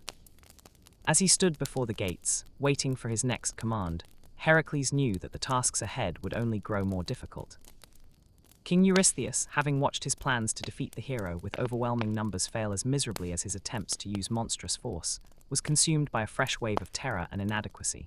He had thrown the greatest horrors of the Peloponnese at his hated cousin, and each one had been systematically overcome. The king realized that to defeat Heracles, he needed to send him further afield, away from the familiar lands of mainland Greece. For the next task, he would dispatch the hero across the sea, to an island steeped in scandal, divine wrath, and monstrous secrets. Eurystheus would command Heracles to confront a beast that was not just a monster, but a living, breathing symbol of a king's broken promise and a god's terrible revenge. The herald Coprius emerged, his voice flat as he announced the king's decree, a command that marked the beginning of the second, more geographically ambitious phase of the hero's penance. The seventh labor was the capture of the Cretan bull. Heracles was ordered to sail to the powerful island kingdom of Crete, find the magnificent, fire-breathing bull that was laying waste to the land, subdue it, and bring it back alive to Mycenae. This was a task of international significance. Heracles was no longer just a local pest control agent for the Peloponnese. He was now being used by Eurystheus as a tool of foreign policy, an instrument to solve a problem that had vexed one of the most powerful rulers in the Aegean, King Minos of Crete. The hope was that this new, foreign challenge, born from the fury of a powerful god, would finally be the one to destroy him. The story of the Cretan bull is inextricably linked to the myth of King Minos and the very foundation of his power. Before becoming the undisputed king of Crete, Minos had to contend with his brothers for the throne. To prove his divine right to rule, Minos stood on the seashore and prayed to Poseidon, the mighty god of the seas, asking for a sign. He vowed that he would sacrifice whatever emerged from the waves to the god who sent it. In response to his prayer, a creature of breathtaking beauty rose from the sea foam. A magnificent, snow-white bull, its form so perfect it seemed to radiate a divine light. The people of Crete saw this as a clear sign of divine favor, and Minos ascended to the throne. But when the time came to fulfill his vow, Minos was overcome with greed and pride. He could not bring himself to sacrifice such a perfect animal. Instead, he hid the white bull among his own royal herds and sacrificed a lesser bull from his flock in its place, hoping the god of the sea would not notice the deception. Poseidon was not fooled. Enraged by the mortal king's arrogance and broken promise, the god exacted a terrible, multi-layered revenge. First, he cursed the beautiful bull, driving it into a state of savage madness. Second, and far more horrifically, he afflicted Minos' wife, Queen Pasiphae, with an unnatural and overwhelming lust for the magnificent creature. The consequences of Minos' impiety were catastrophic. The once docile bull, now a vessel for Poseidon's rage, became a rampaging monster. It tore across the island, its wild bellowing echoing through the mountains. It trampled fields, destroyed vineyards and olive groves, smashed homes, and gored any livestock or humans that were unfortunate enough to cross its path. The creature was a force of nature, its breath like a storm and its charge like an earthquake, a living embodiment of the sea god's fury. While this chaos consumed the countryside, an even greater shame was unfolding within the palace. Queen Pasiphae, desperate to consummate her divinely inflicted lust, enlisted the aid of the master inventor Daedalus. He constructed a hollow wooden cow, covered it in a real cowhide, and wheeled it into the pasture where the white bull grazed. Pasiphae hid inside the decoy, and the bull, deceived, mounted the construct. From this unnatural union, the most infamous monster in Cretan mythology was born, the Minotaur, a creature with the body of a man and the head of a bull. King Minos, reeling from the public devastation caused by the bull and the private humiliation of his wife's monstrous offspring, was a king besieged by the consequences of his own hubris. This was the volatile, scandal-ridden situation Heracles was about to walk into. Heracles set sail across the Mediterranean, a journey that represented a significant expansion of his labors beyond the Greek mainland. He arrived on the shores of Crete and sought an audience with King Minos at his grand palace in Knossos. Minos, who was in the midst of commissioning Daedalus to build the legendary labyrinth to hide away the monstrous Minotaur, was all too happy to have a hero of Heracles' renown deal with the problem of the rampaging bull. He was facing a crisis on two fronts, and Heracles' arrival offered a convenient solution to at least one of them. When Heracles asked for assistance in capturing the beast, Minos famously told him that the task was his alone, declaring that a hero of his stature should have no trouble capturing the bull himself. With the king's formal, if unhelpful, permission, Heracles set out to hunt the creature. He tracked the bull across the island, the path of its destruction making it easy to follow. He saw the ruined farms, the terrified villagers, and heard the stories of its terrifying power. After several days, he finally located the beast in a field. The sight was awesome. A massive, snow-white bull, its muscles rippling, its horns gleaming, steam snorting from its nostrils as it tore up the earth with its bronze hooves. The bull, sensing the hero's approach, let out a thunderous bellow and charged. The ground shook with the force of its gallop. Heracles, wearing his invulnerable Nemean lion pelt, did not flinch. He stood his ground, a solitary figure against a tidal wave of muscle and fury. This was not a battle to be won with arrows or trickery. It was a pure contest of strength, a direct confrontation between the power of a demigod and the rage of a divinely cursed beast. At the last possible second, Heracles sidestepped the initial charge, grabbing one of the bull's massive horns as it thundered past. With a powerful twist, he wrenched the creature's head to the side, digging his heels into the Cretan soil. The bull roared in fury, bucking and twisting, trying to gore him with its free horn or trample him under its powerful hooves. But Heracles held on, his muscles straining against the bull's divine power. For hours, they wrestled under the hot Mediterranean sun, a titanic struggle of will and endurance. Slowly, painstakingly, Heracles began to drain the furious animal of its strength, bending the seemingly unbreakable beast to his indomitable will. At last, exhausted and overpowered, the Cretan bull collapsed to the ground, defeated. His labor was not to kill, but to capture. Heracles bound the bull's legs and, with the great beast subdued, prepared for the journey back to Mycenae. The method of his return varies in the telling. In some versions, he loads the massive animal onto a ship.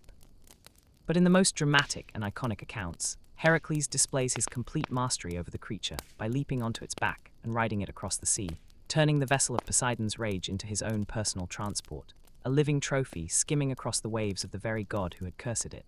The sight of the hero riding the magnificent white bull across the Aegean Sea would have been a legend in itself. He arrived at the gates of Mycenae and presented the living, breathing, and still formidable Cretan bull to King Eurystheus. The effect was predictable. The king was paralyzed with terror. He may have briefly felt a flash of joy that Minos, a powerful rival king, now owed him a favor, but that feeling was instantly eclipsed by the primal fear the sight of the monster inspired. He immediately hid in his bronze jar, screaming at Heracles to take the beast away. Eurystheus had intended to sacrifice the bull to his patron goddess Hera, but Hera would have none of it. She refused to accept a sacrifice that would bring even more glory to Heracles, the hated symbol of her husband's infidelity. The sacrifice was rejected. With no other purpose for it, Heracles set the bull free. The Cretan bull, now known as the Marathonian bull, wandered across Greece, continuing its rampage. It traveled through Sparta and Arcadia, eventually crossing the Isthmus of Corinth and settling in the plains of Marathon, where it continued to terrorize the local inhabitants. There, it would remain until another great Greek hero, a young Theseus, would prove his own heroism by killing it, creating a direct link between the sagas of the two greatest heroes of Greek mythology. The seventh labor was a monumental success. Heracles had not only demonstrated his physical supremacy, but had also successfully navigated the treacherous political waters of a foreign court and the lingering anger of a powerful god. He had taken a symbol of chaos and divine punishment, and through his own strength, had brought it under his control. This labor marked a significant escalation in his penance, taking him beyond the borders of his homeland, and establishing his reputation as a Panhellenic hero, a figure whose power and influence were recognized across the entire Greek world. As he stood once again before the gates of Mycenae, he knew that his journey was taking him into ever more distant and dangerous territories. Back in Mycenae, his triumph only fueled King Eurystheus' fear and resentment. The king's previous attempts to destroy Heracles had failed, so for the hero's next trial, Eurystheus devised a labor steeped in barbarism and wanton cruelty. He would send Heracles to the savage, untamed lands of Thrace, a region on the wild fringes of the Hellenic world, to confront a king whose depravity was legendary and to steal the instruments of his horrific tyranny. The goal was no longer just to kill Heracles with a monster, but to plunge him into a world of human wickedness, so profound it might corrupt or destroy him from within. The herald Coprius delivered the king's grim command. The eighth labor was the mares of Diomedes. Heracles was tasked with traveling to the northern kingdom of the Bystones in Thrace and stealing the 4 magnificent mares belonging to their king, Diomedes. This was far from a simple act of theft. King Diomedes was a son of Ares, the god of war, and he ruled his kingdom with the same savage brutality as his divine father. His defining trait was his monstrous cruelty, most horrifically expressed through his beloved horses. These were no ordinary animals. The 4 mares named Pedagos the Swift, Lampon the Shining, Xanthos the Yellow, and Deinos the Terrible were magnificent, wild, and completely uncontrollable creatures, their eyes glowing with a feral light.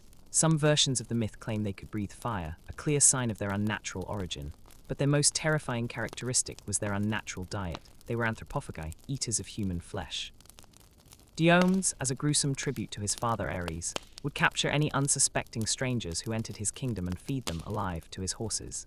The mares were kept tethered to a bronze manger with heavy iron chains, not just to prevent their escape, but because their constant, insatiable hunger for human meat drove them into a perpetual state of frenzied madness.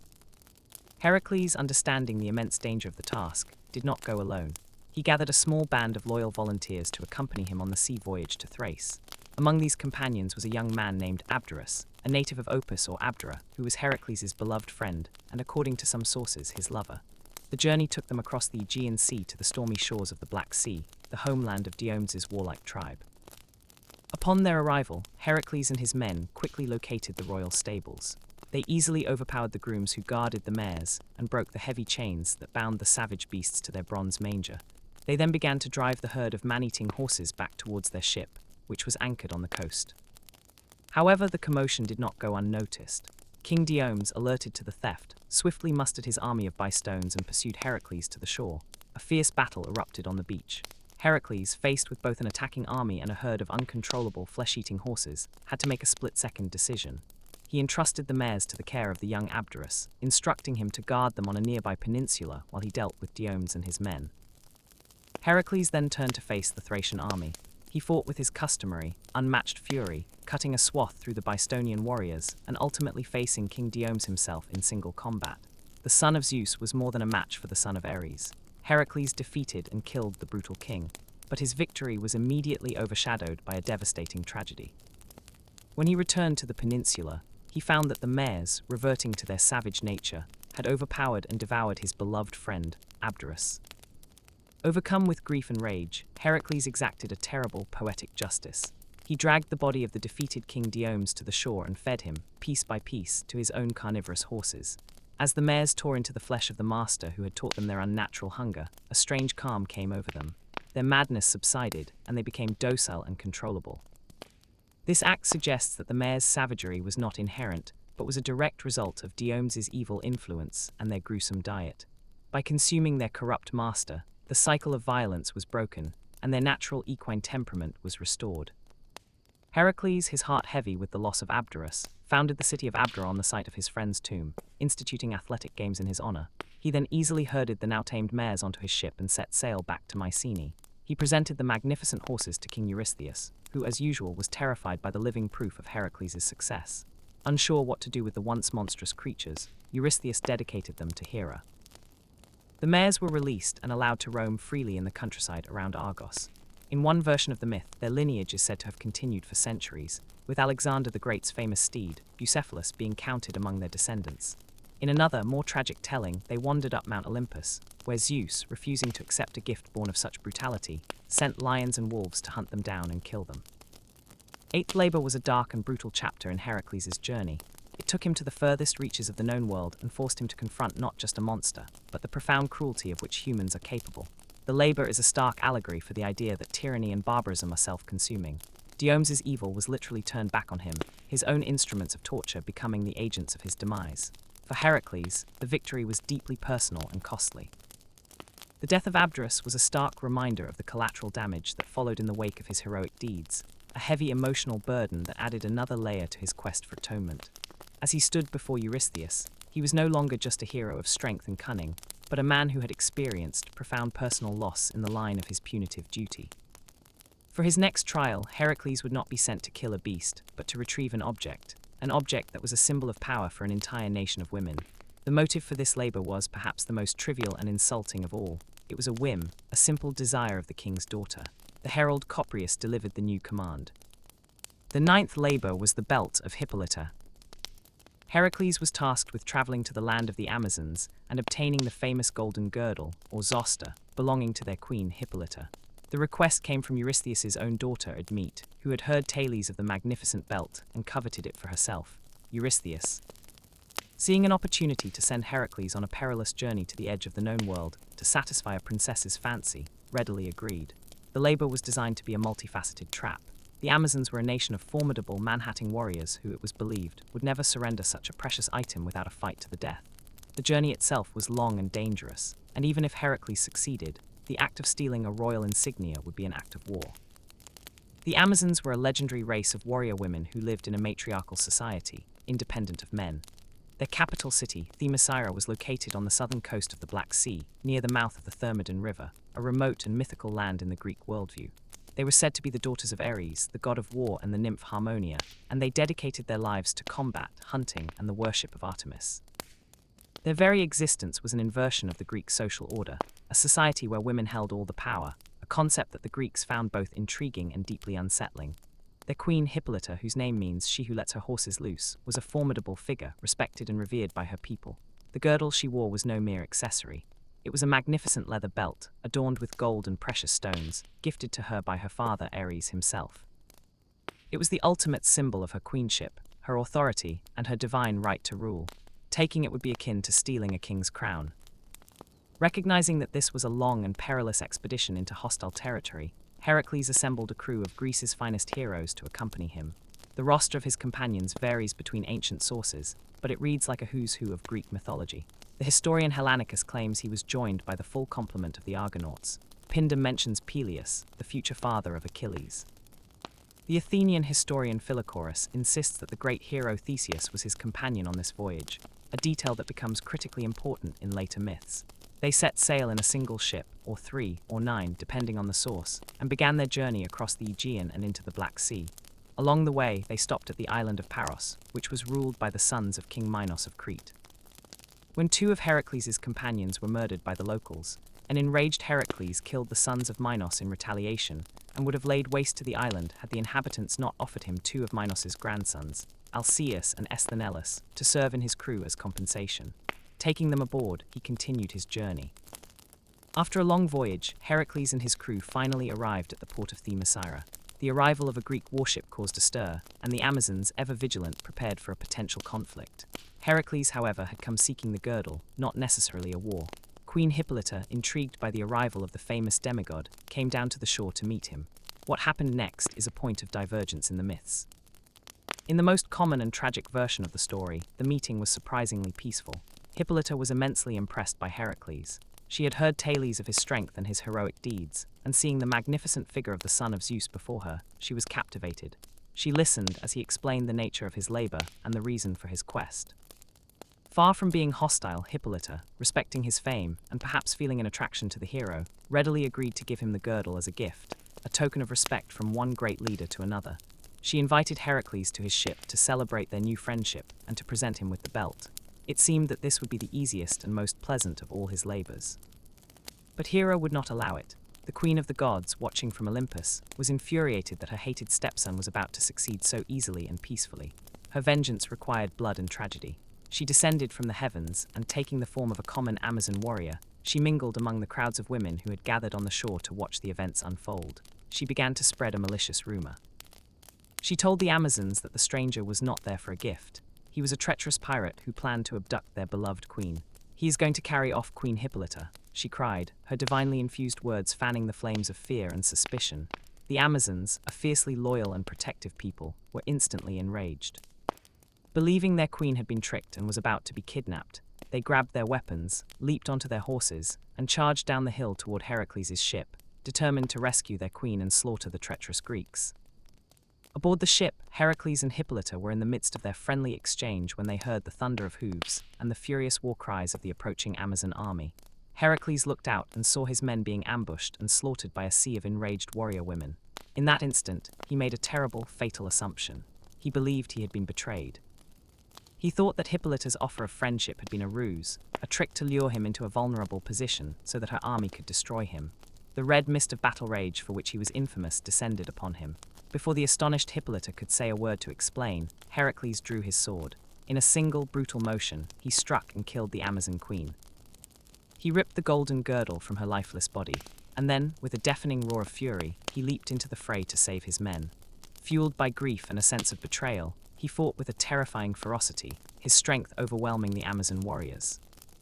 Before the full force of the Amazon nation could be rallied against them, Heracles and his surviving companions fought their way back to their ship and set sail, leaving behind the tragic scene of a peace shattered and a queen slain, all because of a goddess's lie. This tragic outcome is not the only version of the story. In other, less nuanced accounts, there is no diplomacy. Heracles simply arrives, wages war, kills Hippolyta, and takes the belt by force. In yet other versions, Hippolyta is not killed at all, but is captured by either Heracles or, more frequently, by his companion Theseus, who takes her back to Athens as his bride. This abduction, according to Athenian myth, is what led to the Great Attic War, or Amazonomachy, where the Amazon army invaded Attica to retrieve their queen, a foundational myth for the city of Athens. This intertwining of the tales of Heracles and Theseus demonstrates the fluid and interconnected nature of Greek mythology, where the actions of one hero often have direct consequences for another. The ninth labor, more than any before it, was a profound tragedy. It was a story of what could have been a peaceful and even romantic encounter, twisted into a bloodbath by divine interference. It was a clash of cultures, a collision between the patriarchal world of the Greek heroes and the legendary matriarchy of the Amazons. For Heracles, it was a victory, but a hollow one, tainted by the unnecessary death of a noble queen who had offered him friendship. He had acquired the belt, but at a great moral cost. As he sailed away from the shores of Themyscira, the golden girdle in his possession felt less like a trophy of a great victory, and more like a somber memento of a diplomatic failure and a tragic misunderstanding. He had faced monsters of every description, but here he had learned that the most dangerous venom was not from a hydra's fang, but from the whispered lies of a vengeful god. With each completed labor, Heracles' legend grew, while Eurystheus' own stature diminished. For the 10th labor, the king would send Heracles on a journey so far that it would take him beyond the known world, to the very edge of the map, into the realm of myth itself. This would be a journey into the sunset, a quest to steal the prize of a monster who was more a force of nature than a living being. It was a task designed to have him swallowed by the endless, unknown ocean at the world's end.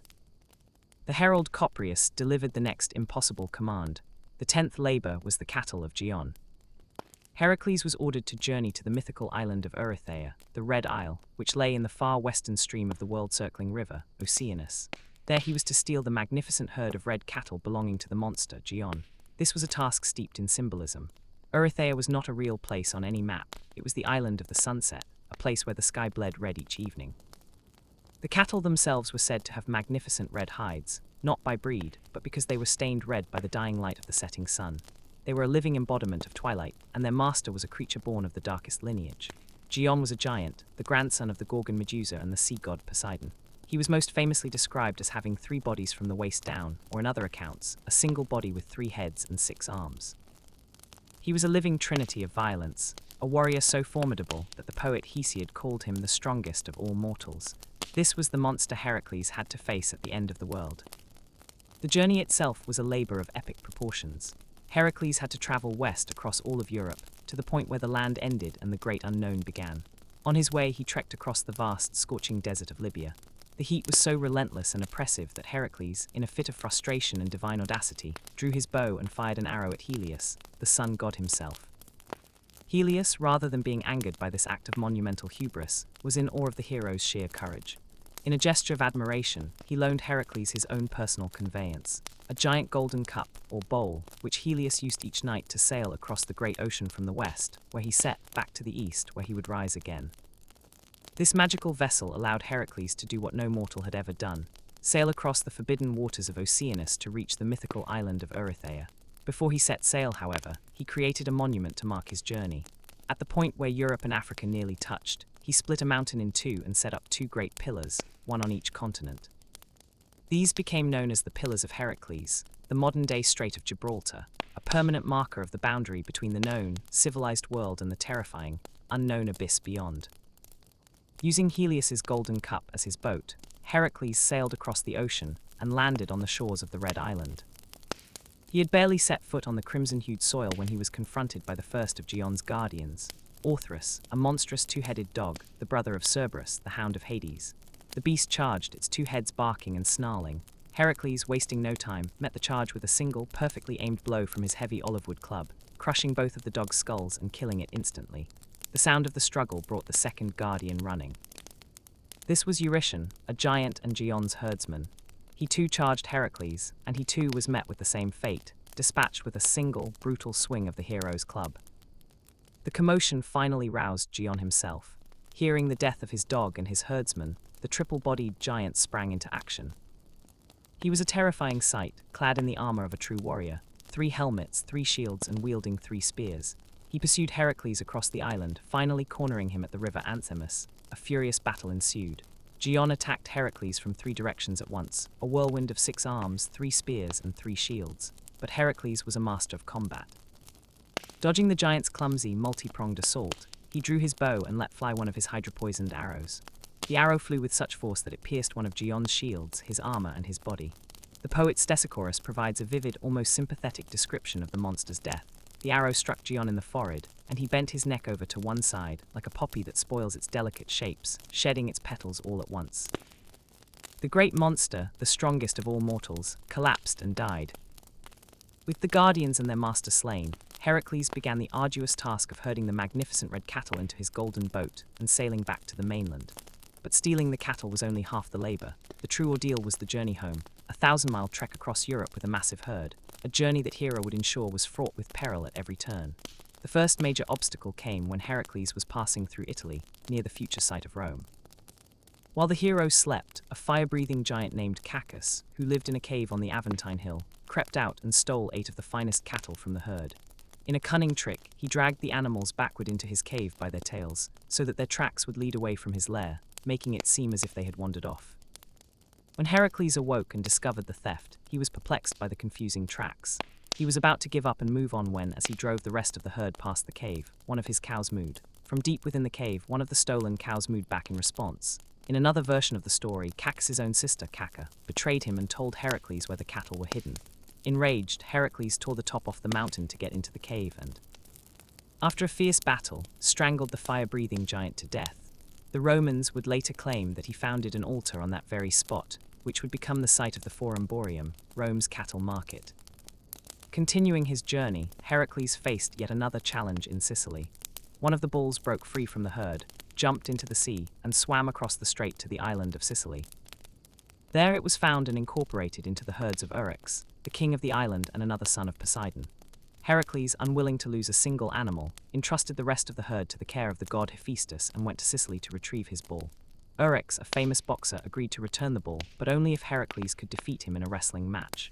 Heracles accepted the challenge and in a series of 3 bouts defeated and killed the king, reclaiming his bull. Finally, as he neared the end of his journey, Hera made her most direct and infuriating intervention. As Heracles was herding the cattle across the plains of Thrace, the goddess sent a gadfly to attack the herd. The incessant, painful stinging of the fly drove the cattle into a frenzy. They panicked and scattered in all directions, stamping across the countryside. It took Heracles a full year of tireless effort to track down and reassemble the scattered herd. Just as he had finally gathered them, Hera struck again, sending a flood to swell the banks of the Strymon River, making it impossible for him to cross. Unfazed, Heracles began picking up massive boulders and throwing them into the river, creating a makeshift causeway of stones that allowed him to herd the cattle across. After years of travel, battle, and divine torment, a battered and exhausted Heracles finally arrived back at the court of Mycenae. He presented the magnificent red cattle to King Eurystheus. The king's reaction was the ultimate act of petty, sacrilegious spite. He took the entire herd, which had been won through a journey to the end of the world, the defeat of monsters, and the defiance of a goddess, and he sacrificed every single one of them to Hera, the very goddess who had done everything in her power to ensure the labor would fail. Heracles' incredible achievement was reduced to ashes on an altar, a final, bitter humiliation. His 10th labor was complete. He had journeyed to the land of the dead and returned. He had conquered the personification of the sunset, but his reward was nothing. He now had only 2 labors left, or so he thought, because Eurystheus had disqualified the slaying of the Hydra for receiving help and the cleaning of the Augean stables for asking for payment. 2 more labors were added to his sentence. His penance was extended, and the tasks ahead would take him beyond the realm of geography and deep into the heart of pure myth. For his next challenge, Eurystheus would send him on a quest not for a beast, but for a prize that promised eternal life, a treasure that belonged to the gods themselves. The 11th labor was the golden apples of the Hesperides. Heracles was commanded to travel to the mythical garden of the Hesperides and bring back 3 of the golden apples that grew there. This was in many ways the most daunting labor yet. The apples were the ultimate symbol of immortality, and the garden was a place that existed outside of mortal reality. The apples were originally a wedding gift from Gaia, the primordial goddess of the earth, to Hera upon her marriage to Zeus. Hera had planted them in her divine garden at the far western edge of the world, near the Atlas Mountains, a place where the mortal world touched the realm of the gods. The apples were jealously guarded by the Hesperides, the nymphs of the evening and the golden light of sunset, who were the daughters of either the Titan Atlas or the primordial night goddess, Nyx. As an additional security measure, Hera had placed a terrifying guardian to watch over the tree, Ladon, an immortal 100-headed dragon who never slept. This was the prize Heracles was sent to steal. The task was threefold. First, to find a place that had no fixed location on any map. Second, to bypass its immortal, ever-vigilant guardians. And third, to steal the personal property of the Queen of the Gods, his greatest enemy. Heracles' journey began with a complete lack of information. No one he asked knew the location of the secret garden. His quest for knowledge took him across the world. In some versions, his journey led him north to the Caucasus Mountains, where he found the Titan Prometheus chained to a rock, his liver eaten daily by an eagle as punishment for giving fire to mankind. Taking pity on the Titan, Heracles shot the eagle with one of his arrows and freed Prometheus from his eternal torment. In gratitude, Prometheus gave him crucial advice. He was not to take the apples himself, but should instead enlist the help of the Titan Atlas. In another version of the myth, his search for information led him to the river Eridanus, where he was told by nymphs to capture the Old Man of the Sea, the shape-shifting sea god Nereus, who knew the secrets of the past, present, and future. Heracles found Nereus sleeping on the shore and seized him. The ancient god transformed himself into a lion, a snake, fire and water, but Heracles, with his immense strength, held on until the exhausted god relented and revealed the location of the garden. His journey to the garden was a labor in itself, filled with side quests or piroga. After crossing the Libyan desert, he encountered Antaeus, a giant son of Gaia and Poseidon. Antaeus was invincible as long as he was in contact with his mother, the Earth. He challenged every traveler he met to a wrestling match, which he always won, and used their skulls to build a temple to his father, Poseidon. Heracles wrestled with the giant, but each time he threw him to the ground, Antaeus rose again, stronger than before. Realizing the source of his power, Heracles lifted the giant into the air, away from the earth, and crushed him to death in a powerful bear hug. In Egypt, he was captured by King Busiris, who had a custom of sacrificing all foreigners to the gods to end a long drought. As he was being led to the altar, Heracles burst his chains, killed King Busiris and his son, and ended the barbaric practice. Finally, after a long and arduous journey, Heracles arrived at the edge of the world and found the garden of the Hesperides. There he saw a sight that would have stopped any mortal man in his tracks. He found the great Titan Atlas, brother of Prometheus, standing at the edge of the world, holding the entire weight of the heavens on his shoulders, a punishment given to him by Zeus for his role in the Titanomachy, the great war between the Titans and the Olympian gods. Remembering Prometheus's advice, Heracles approached the weary Titan and made him an offer. He would take the burden of the sky onto his own shoulders if Atlas, as the father of the Hesperides, would go into the garden and retrieve the 3 golden apples for him. Atlas, desperate for even a moment's respite from his eternal punishment, readily agreed. Heracles braced himself, and with a great heave, Atlas shifted the celestial sphere from his own shoulders onto Heracles's. The weight was immense, almost crushing, but Heracles, with his divine strength, held it firm. Atlas, free for the first time in millennia, walked into the garden, plucked 3 golden apples from the tree, and returned. The taste of freedom was too sweet. Atlas looked at Heracles, straining under the weight of the cosmos, and announced that he would deliver the apples to Eurystheus himself. Heracles could just keep holding the sky for him. It was a perfect trap. Heracles was now caught in an eternal punishment, while Atlas would be free forever. But Heracles, who had learned as much about cunning as he had about strength, quickly devised a plan. He feigned agreement, telling Atlas that it was a good idea. He then asked the Titan for one small favor. Could Atlas just take the sky back for a single moment, so that Heracles could adjust his cloak to create a pad for his shoulders to make the immense weight more comfortable? The simple-minded Titan, not suspecting a trick, agreed. He set the apples down and once more took the heavens onto his shoulders. The moment he was back in his eternal position, Heracles snatched the golden apples from the ground, thanked the Titan for his help, and walked away, leaving the furious, outwitted Atlas to his unending punishment. In an alternative version of the labor, Heracles does not seek Atlas's help at all. Instead, he confronts the garden's guardian directly. he finds the 100-headed dragon, Ladon, coiled around the base of the apple tree. Without hesitation, he draws his bow and with a single, well-aimed shot, kills the immortal dragon. He then takes the apples himself and leaves. In this version, Hera, mourning the loss of her faithful guardian, places the image of the dragon in the sky as the constellation Draco, where it is eternally coiled around the North Star. Heracles returned to Mycenae and presented the 3 golden apples to Eurystheus. The king was utterly dumbfounded. He had sent Heracles on a quest for an object that existed only in myth, guarded by nymphs, a dragon and a titan, and yet here the hero stood, holding the glowing fruits of immortality in his hands. The king had no idea what to do with them.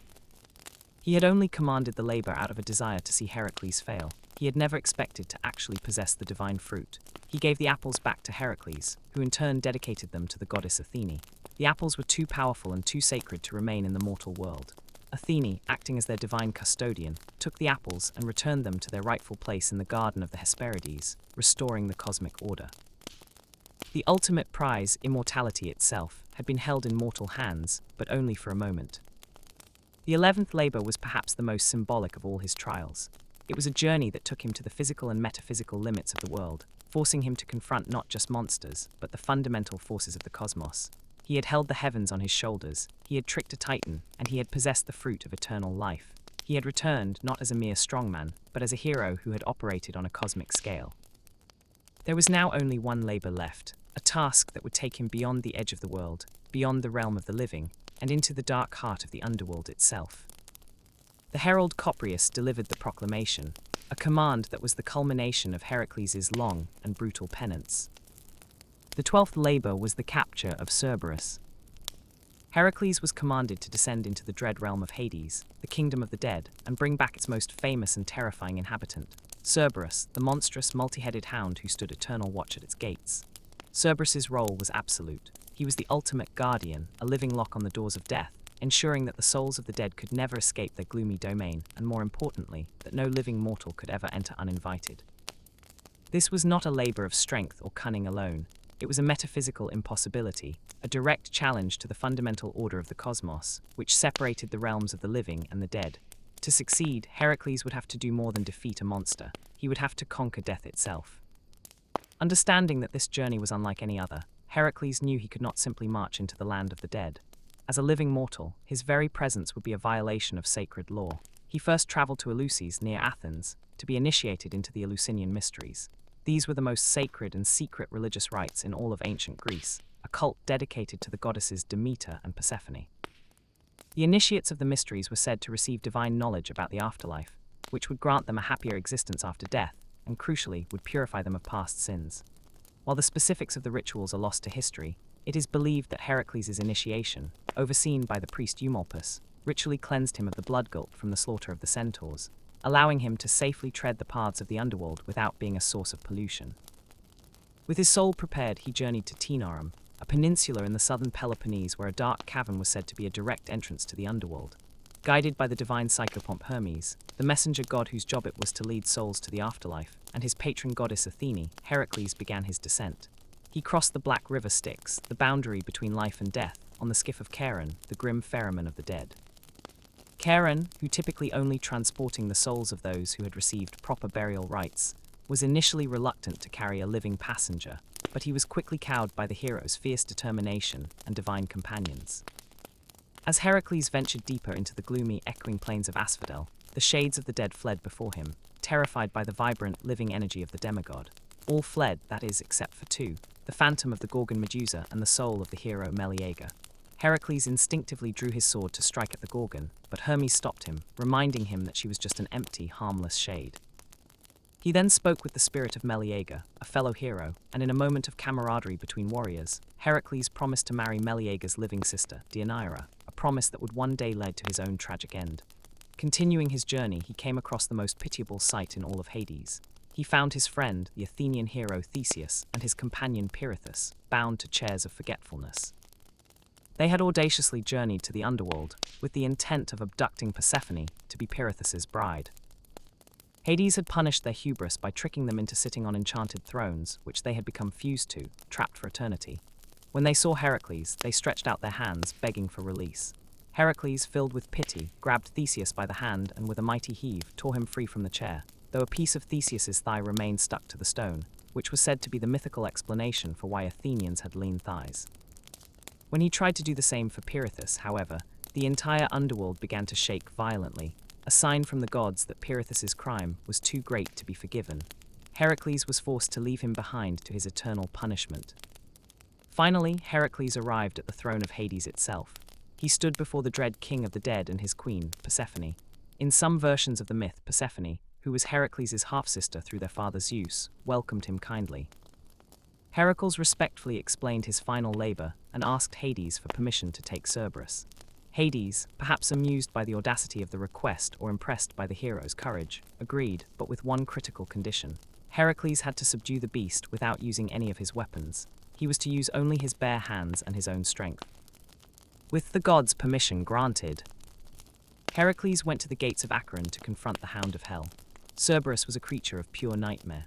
He was the monstrous offspring of Typhon and Echidna, the brother of the Hydra and Orthrus, both of whom Heracles had already killed. He is most famously described as having 3 snarling dog heads, a tail that was a living serpent, and a mane of writhing, hissing snakes coiling down his back. Some earlier poets, like Hesiod, claimed he had as many as 50 heads, a truly terrifying image of chaotic monstrosity. Upon seeing Heracles, the beast let out a volley of earth-shattering barks that echoed through the underworld, its 3 heads gnashing their teeth. But even this ultimate monster felt a flicker of fear at the sight of the unyielding hero. Heracles, wasting no time, prepared for a pure contest of brute force. He wrapped his invulnerable Nemean lion skin around his arm to use as a shield and lunged at the beast. He ignored the biting snakes on the monster's back and the lashing of its serpent tail and focused on its 3 primary heads. He wrapped his powerful arms around all 3 of the hound's necks and began to squeeze, locking it in an unbreakable chokehold. Cerberus thrashed and struggled, its powerful claws scraping against the rock, but it could not break the demigod's grip. Heracles held on, his muscles straining, until the oxygen-deprived monster finally weakened and submitted, whimpering in defeat. Heracles had done it. He had overpowered the guardian of the underworld with his bare hands. He then slung the massive, subdued beast over his back and began the arduous journey back to the surface. He emerged from a cavern back into the world of the living, the bright sunlight causing the hellhound to howl and struggle. As he carried the monster through the land, it is said that the venomous spittle that dripped from its 3 mouths gave birth to the poisonous aconite plant, also known as wolfsbane. He arrived at the court of Mycenae and presented his final, most terrifying prize to Eurystheus. The king's reaction was the culmination of all his previous acts of cowardice. Upon seeing the living, breathing, 3-headed hound of hell, its serpent tail whipping and its many snake-like manes hissing, Eurystheus let out a shriek of pure terror. He leaped into his bronze storage jar, pulling the lid down over his head, and from within his pathetic sanctuary, he begged Heracles to take the horrifying creature away and send it back where it came from. His final labor complete, his servitude fulfilled, Heracles was a free man. He dutifully returned Cerberus unharmed to its master in the underworld, and his 12 years of penance were finally over. The capture of Cerberus was the ultimate symbolic act of his entire saga. It was a conquest of the final frontier, death itself. By descending into the underworld and returning with its guardian, Heracles had transcended the limits of mortality. He had faced the literal embodiment of death and had emerged victorious, proving his worthiness for his ultimate destiny, immortality. This final labor was not just the end of his punishment, it was the capstone of his legend, the final, irrefutable proof of his divine nature, and the act that would pave the way for his eventual ascent to Mount Olympus. The 12 years of impossible tasks, each designed to destroy him, had instead forged him into the greatest hero the world had ever known. But the end of his labors was not the end of his story. His life continued, a tapestry woven with further adventures, profound love, and ultimately, a tragic and agonizing death that would pave the way for his final, glorious apotheosis, his transformation from a mortal hero into an immortal god. Freed from his bondage, Heracles returned to a world that both revered and feared him. He embarked on new adventures, his fame preceding him wherever he went. He sailed with Jason and the Argonauts on their quest for the Golden Fleece, though in most versions of the myth, his immense power and individualistic nature proved too disruptive for a team of heroes, and he left the expedition early. He continued to act as a champion of humanity, punishing the wicked and defending the innocent. He waged war on King Augeas of Elis, the man who had cheated him of his promised payment for cleaning the stables, and after conquering the kingdom, he was said to have inaugurated the very first Olympic Games in honor of his father, Zeus. He also returned to Troy, this time to exact revenge on King Laomedon, who had broken his promise to reward Heracles for saving his daughter from a sea monster. He sacked the city, killed Laomedon, and installed the young Priam on the throne, an event that sowed the seeds of the future Trojan War. His personal life was equally tumultuous. After the tragic death of his first wife, Megara, Heracles sought a new bride. He entered an archery contest for the hand of Princess Iole of Achalia, but her father, King Eurytus, refused to honor the prize, fearing that Heracles might once again fall into a fit of madness and kill his new family. In a subsequent adventure, he wrestled the river god Achelous for the hand of the beautiful princess, Deianira. After defeating the god, he married Deianira, and for a time he found a measure of peace. But the shadow of his past and the ever-present curse of Hera was never far behind. The seeds of his demise were sown, ironically, during an act of heroism. While traveling with Deianira, they came to a swollen river. The centaur Nessus, a creature true to his kind's brutish nature, offered to carry Deianira across while Heracles swam. Midway across the river, Nessus attempted to assault her. Heracles, hearing his wife's cries, drew his bow without hesitation and shot the centaur with one of his arrows, fatally poisoning him with the venom of the Lernaean hydra. As he lay dying, the cunning centaur saw an opportunity for a posthumous revenge. He told the frightened Deianira that his blood, now mixed with the hydra's poison, was a powerful love charm. He instructed her to gather some of it and to smear it on a tunic. He promised her that if she ever felt Heracles' love for her was fading, she should have him wear the tunic, and it would magically restore his devotion to her forever. Deianira, gullible and deeply in love, believed him and secretly collected the tainted blood. Years passed, and the couple had several children. But eventually, rumors reached Deianira that Heracles had fallen in love with Princess Iole, the woman he had won years before. Consumed by jealousy and fear of losing her husband, Deianira remembered the dying centaur's words. She took a fine tunic, smeared it with the blood of Nessus, and sent it to Heracles via a herald named Lichas. Heracles received the gift while he was preparing a sacrifice to Zeus. Honored by his wife's gesture, he put on the magnificent robe. The effect was instantaneous and horrific. As the heat from the sacrificial fire warmed his body, the hydra's venom, which had been preserved in the centaur's blood, was activated. The poison began to burn his skin, fusing the tunic to his flesh. He was consumed by an agony so intense it made all his previous struggles seem trivial. He tried to tear the robe off, but as he did, he ripped off pieces of his own flesh, exposing his bones. In a fit of unimaginable pain and fury, he grabbed the innocent herald Lichas and hurled him into the sea, where he was transformed into a rock. The great hero, the man who had wrestled gods and monsters, was being destroyed from within by the same poison he had used to achieve so many of his victories. Knowing that death was near and unable to endure the pain, Heracles resolved to end his own life. He traveled to Mount Ota, where he uprooted several trees and built his own funeral pyre. He lay down upon it, but none of his terrified companions dared to light the flame. Only his loyal friend, the great archer Piers, or in some versions his son Philoctetes, agreed to do it. In exchange for this final, merciful act, Heracles bequeathed to him his legendary bow and his quiver of poison-tipped arrows, a gift that would later prove decisive in the Trojan War, as it was Philoctetes who would use them to kill the Trojan prince, Paris. As the flames engulfed the pyre, a miracle occurred. The fire, a great purifying force, burned away only the mortal part of Heracles, the part of him that he had inherited from his mother, Alcmene. It separated his human fallibility and his capacity for suffering from the divine essence that was his birthright from his father, Zeus. As his mortal body was consumed by the flames, Zeus sent a chariot of clouds down from the heavens. He gathered up his son's immortal spirit and carried him aloft to Mount Olympus, the home of the gods. This was his apotheosis, his transformation from the greatest of heroes into a full-fledged god. His arrival on Olympus marked the final end of his long and arduous journey. He was finally reconciled with his lifelong persecutor, Hera. In a strange and formal ritual described by the historian Diodorus Siculus, Hera got into a bed, drew Heracles to her body, and then pushed him out through her clothes, reenacting the process of birth. This act of symbolic rebirth made Heracles her own son in the eyes of the gods, finally washing away the stain of his illegitimate birth and ending her eternal grudge. As a final sign of this reconciliation, Hera gave Heracles her own daughter, Hebe, the goddess of eternal youth, to be his immortal bride. Heracles, the man who was born in conflict and lived a life of suffering, had finally found his place among the stars. He became a protector of humanity, a guardian of mankind, and a symbol of the ultimate triumph of the human spirit over adversity.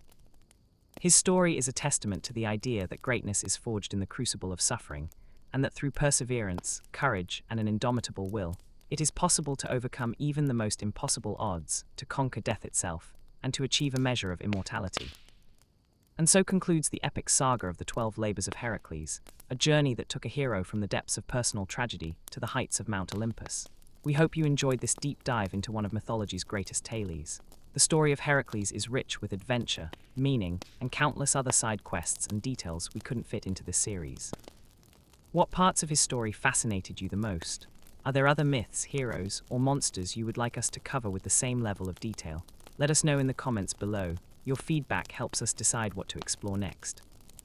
If you found this series informative and entertaining, please consider giving it a like to help others discover it. Be sure to subscribe and ring the notification bell so you don't miss our next journey into the world of mythology. Thank you for watching or listening in. Whether it's day or night where you are, we hope you have a good one. We'll see you in the next video.